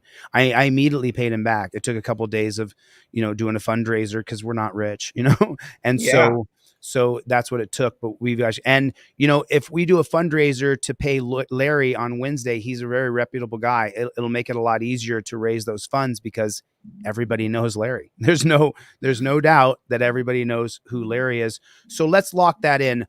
It's going to be 9 a.m. East Coast time on Wednesday, noon Pacific time on Wednesday. We're going to do a fundraiser for Craig Hendry to raise the $6,000 for Larry. And we probably only have to raise 2 or 3 of that to start off with. And listen, for those of you who are like, oh, Larry should do this for free. Listen, when you have a court case, there is so much work. And if a lawyer like Larry does work for free, then that means he's not making any income. And he's not making any income, then those are income that he could be making. So it's double the cost. Money he would be making, and instead he's working for free. So he's losing the money he would be making, and he's not making any money. So that's right. And not to mention, Boyd County is quite a ways out of his ways. I mean, the price he quoted me, he told me that it was quite cheap for oh him. my God. He said that for that distance, he said that it's. I said it wrong. Sorry about that. Cope dog. Okay. So that's noon Eastern time. It'll be noon Eastern time, everybody. And it'll be 9 a.m.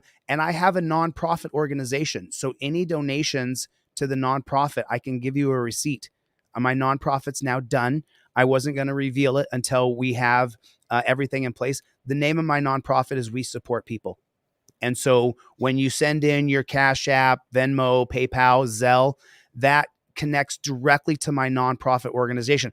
And a lot of nonprofits, they work on this it's like a 40-60 scale or a 33-67 scale, where up to a third or a quarter of the money that the nonprofit raises goes to administration fees, goes to red tape, and then 60 or 70% of the money goes out to people who need the money. My nonprofit, 100% of the money goes to the people who need the money, 100%. And when I file my taxes for the nonprofit in 2025, I will show you guys my receipts. That 100% of the money, I paid the fees, I paid the filing fee, and it's $1,500 that I already paid to get the nonprofit done. So this will be the first nonprofit that I do, and I'm going to send out an email blast on Monday and Tuesday to try to get that nonprofit funded before we do the fundraiser on Wednesday. And then we'll do a live fundraiser at noon Eastern time and 9 a.m. Pacific time on Wednesday. Is that okay with you? Is that okay with you, Craig? That sounds great, man. And I saw Felicia Lampasi in the comments say she'll donate 1,000. I mean, thank you for that, Felicia. That's incredible. Felicia, don't send that yet. Let me get you the Cash App, the Venmo, and the PayPal for the nonprofit. Felicia's a huge supporter of the channel. She's an absolute doll. Oh, Leon just threw in 100. So Leon, I can only put 50% of that in because Craig will tell you they take a huge chunk. So I'll put 60. I'll put 60 Thanks of that in. a whole lot, though, Leon. That's absolutely great. Thank you. I appreciate it. So let me get my Venmo, PayPal, Cash App set up for the nonprofit.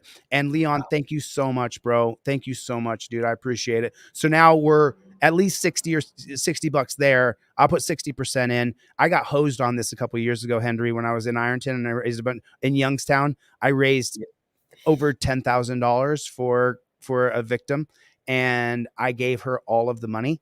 Yeah. And then I was $4,000 upside down.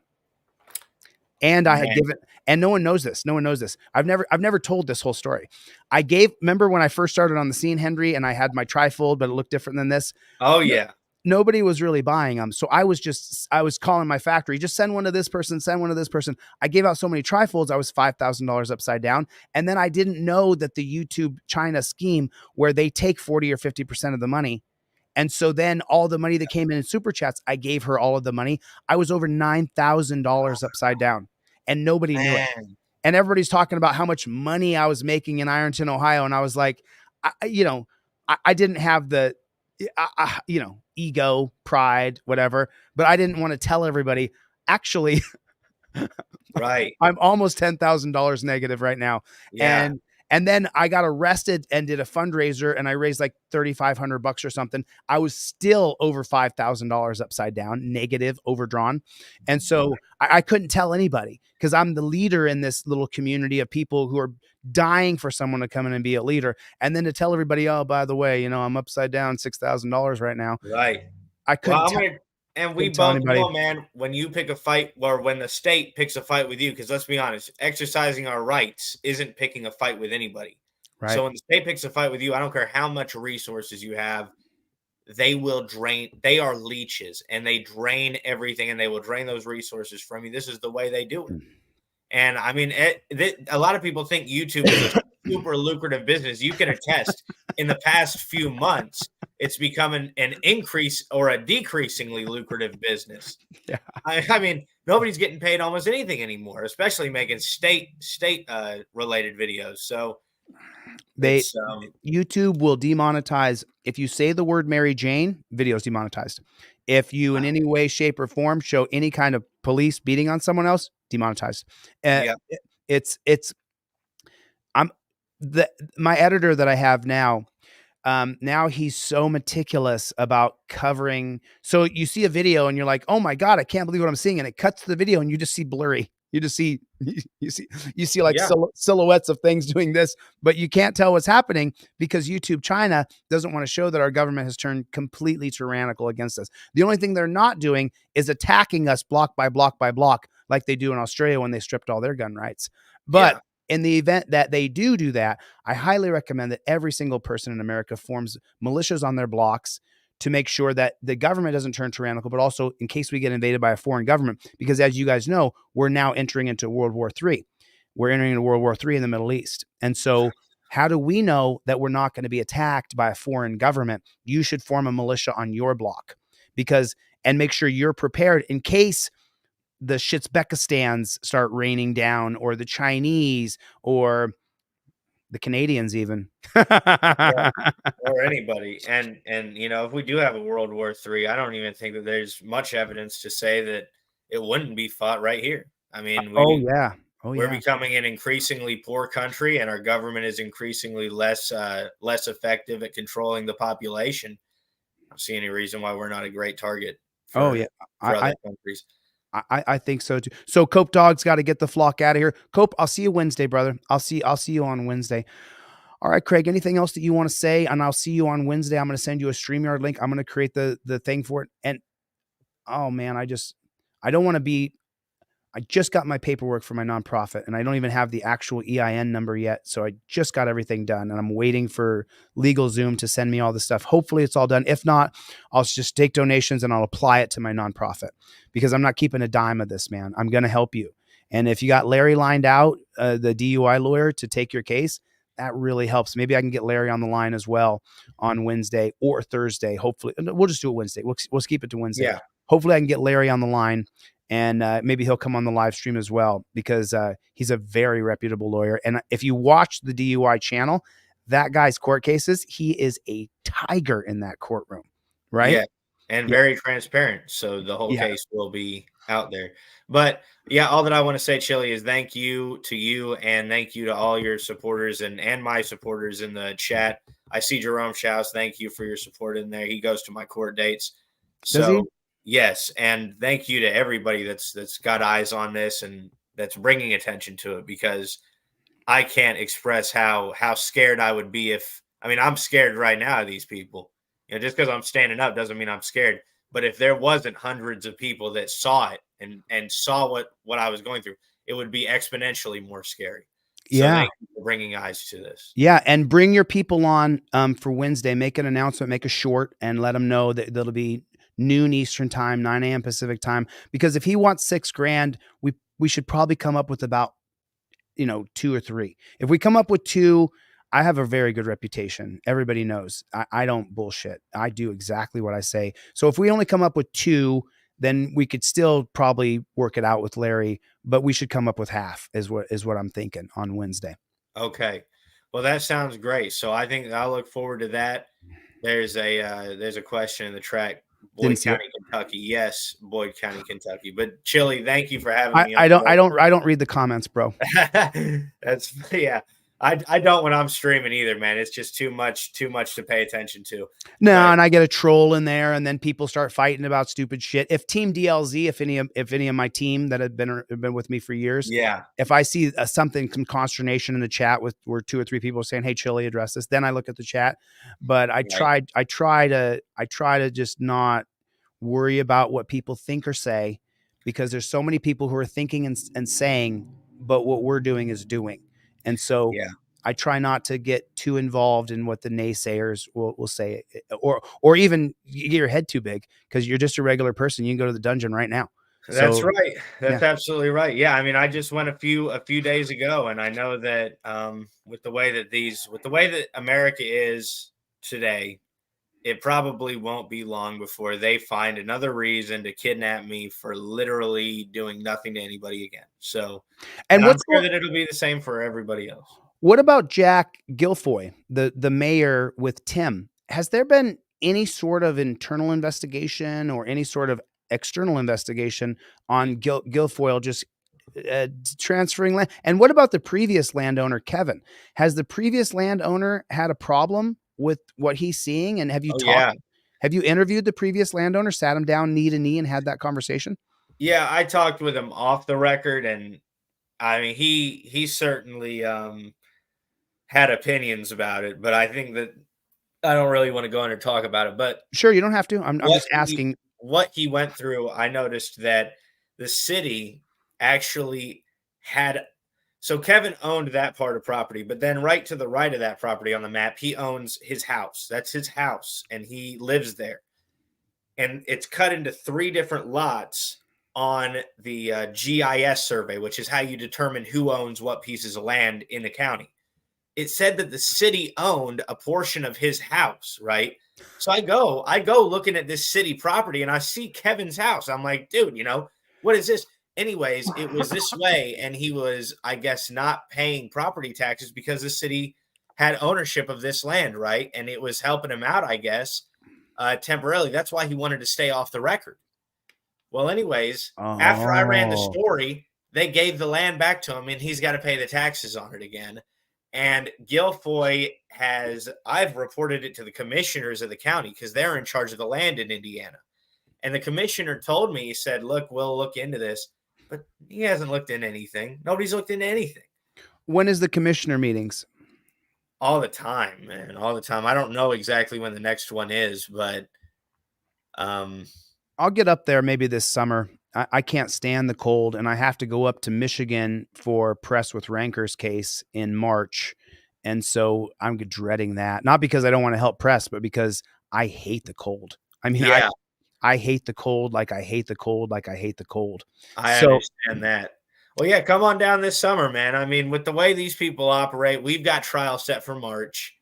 Everybody knows what the state's going to do. They're probably going to take their 3 continuances. So case will probably still be open. They say they're not going to continue anything, but they will. And so you have until March for the other one. And then what kind of representation do you have set up for that case? So for that case, we've got a lady who represented me in the Vigo County case, which was a police scanner case. And there's another case? Oh, there's 4 open cases right now. 2 of them are going to be dismissed by May. She represented me in the one that's going to be dismissed in April. And I like her. She's quite aggressive when it comes to, what she wants to say and do in the courtroom. And the way that she argued my motion to dismiss, if she could basically just repeat that in front of a jury, I don't think that, they'll have any trouble understanding what the deal is. Because it's so open and shut. It's not even like I did something questionable. Like, it's not even like I did something to where someone would look at it and say, oh, maybe he's guilty of stalking. No, it came nowhere near that. It was, I went into the city hall, asked multiple questions or attempted to ask questions, and I filed public records requests that got denied in the end. And I went through the appellate process, and they got denied in the end of that. And Yeah, I mean that. So And, all and these all these cases where you're being charged with crimes, how many children have you beaten?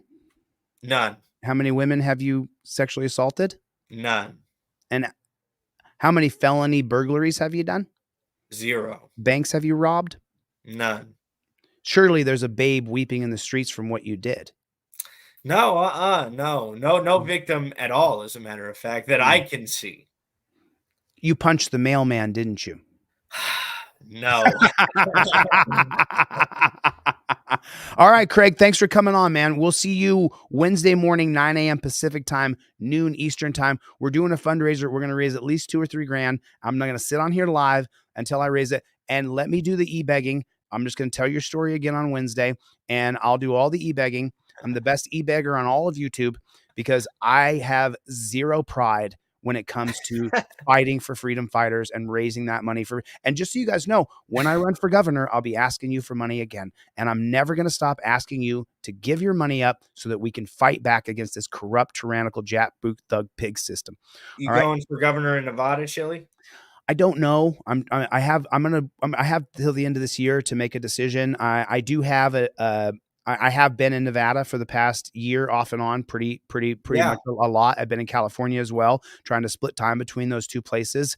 And it depends on how bad Newsom F's it up and how good my Spanish can be if I go and spend a month in Colombia and I really work hard on my Spanish, because the Latino vote in California over the next 12 years is going to shift the demographic that Latinos will be voted in California. And I am Jose. So I'm hoping, but Nevada is very small. There's only 3 different demographics here: North Las Vegas, Henderson, and then Reno. But Henderson, North Las Vegas, and Vegas are all in one area. So, and the current governor of Nevada is an ex-pig, and crime here is out of control. And I have a solution for crime that I haven't quite, I have not shown it yet. But when I show my solution for crime, I think people are going to be really interested in that, because people don't want crime, and neither do I. So I don't know yet, Craig. I don't know yet. I'm so well. Hey, whatever you choose to do, best of luck to you, man. And you have my support in it. So with that, we'll see you on Wednesday. See you Wednesday. Later, Craig. All right, take care, brother. Bye, buddy. So that's Craig Hendry from the channel Hendry, and he's he's a full-time activist, full-time. So that's going to be Wednesday. Look up Larry Foreman. He's the DUI guy here on. We'll just look together real quick. So this is the guy that Henry is going to hire.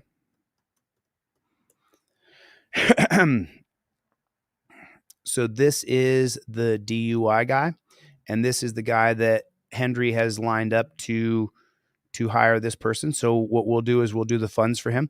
I mean, he's got 357,000 subscribers and 1,000 videos. He's no joke. And then his shorts are just so absolutely awesome. Mr. Foreman said, what's so important about this case? As you heard from the prosecutor, a person was drinking, it's a fact. He got behind the wheel, it's a fact. He got stopped, it's a fact. And now he should be punished for it. Simple, right? Not quite. This case is not just about my client, Mr. Simmons. This case concerns the entire community. He failed to signal as he was approaching his house. So the lights went on right as he was pulling in to his driveway. Lieutenant McLeod will admit to the fact that he ran his tags, he ran his license, he ran his registration. He was boom. That's the guy. I mean, that's the guy, y'all. That's the guy. That is absolutely the guy. And so let's get him. Let's get him. Let's get him for. Let's get him for Craig. Let's get him. Let's do it. You got your 5A cop card. Right on, man. Ordered my 5A cop card. Can't wait to get it. I need it bad. Right on. So I'll just reiterate today's special. If you guys want the 5th Amendment cop card, which is a lot like a driver's license, a credit card, it's like that. You get 2 of them. You get the driver and the non-driver. This one's the driver card. The green screen messes it up a little bit, so you guys can't see that. My logo's on a green screen. And then if you get a trifold, the $20 trifold that I sell on my website, deletelaws.com, then I give you the 5th Amendment cop card for free. Or you have to tell me in the notes of your order, do you want the 5th Amendment cop card for free, or do you want another trifold? I'll give you 2 trifolds, or I'll give you a trifold plus a 5th Amendment cop card. You get 2 of them. I just don't have 2 in my hand right now. So let me know what you wanted in your order. Just let me know. Put it right in the notes. Chille, can I get an extra trifold? You already ordered the $20 trifold, so I'm going to add another one. Or you say, hey, Chille, can I get the pair of those Fifth Amendment cop cards? And then I'll put a pair of cop cards in your envelope. And you guys know I took overall shipping, so I do it all. So if your order gets messed up. Oh, and then some envelopes came back.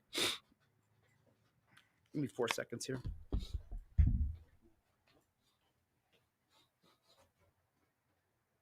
Oh, sorry. Didn't see it.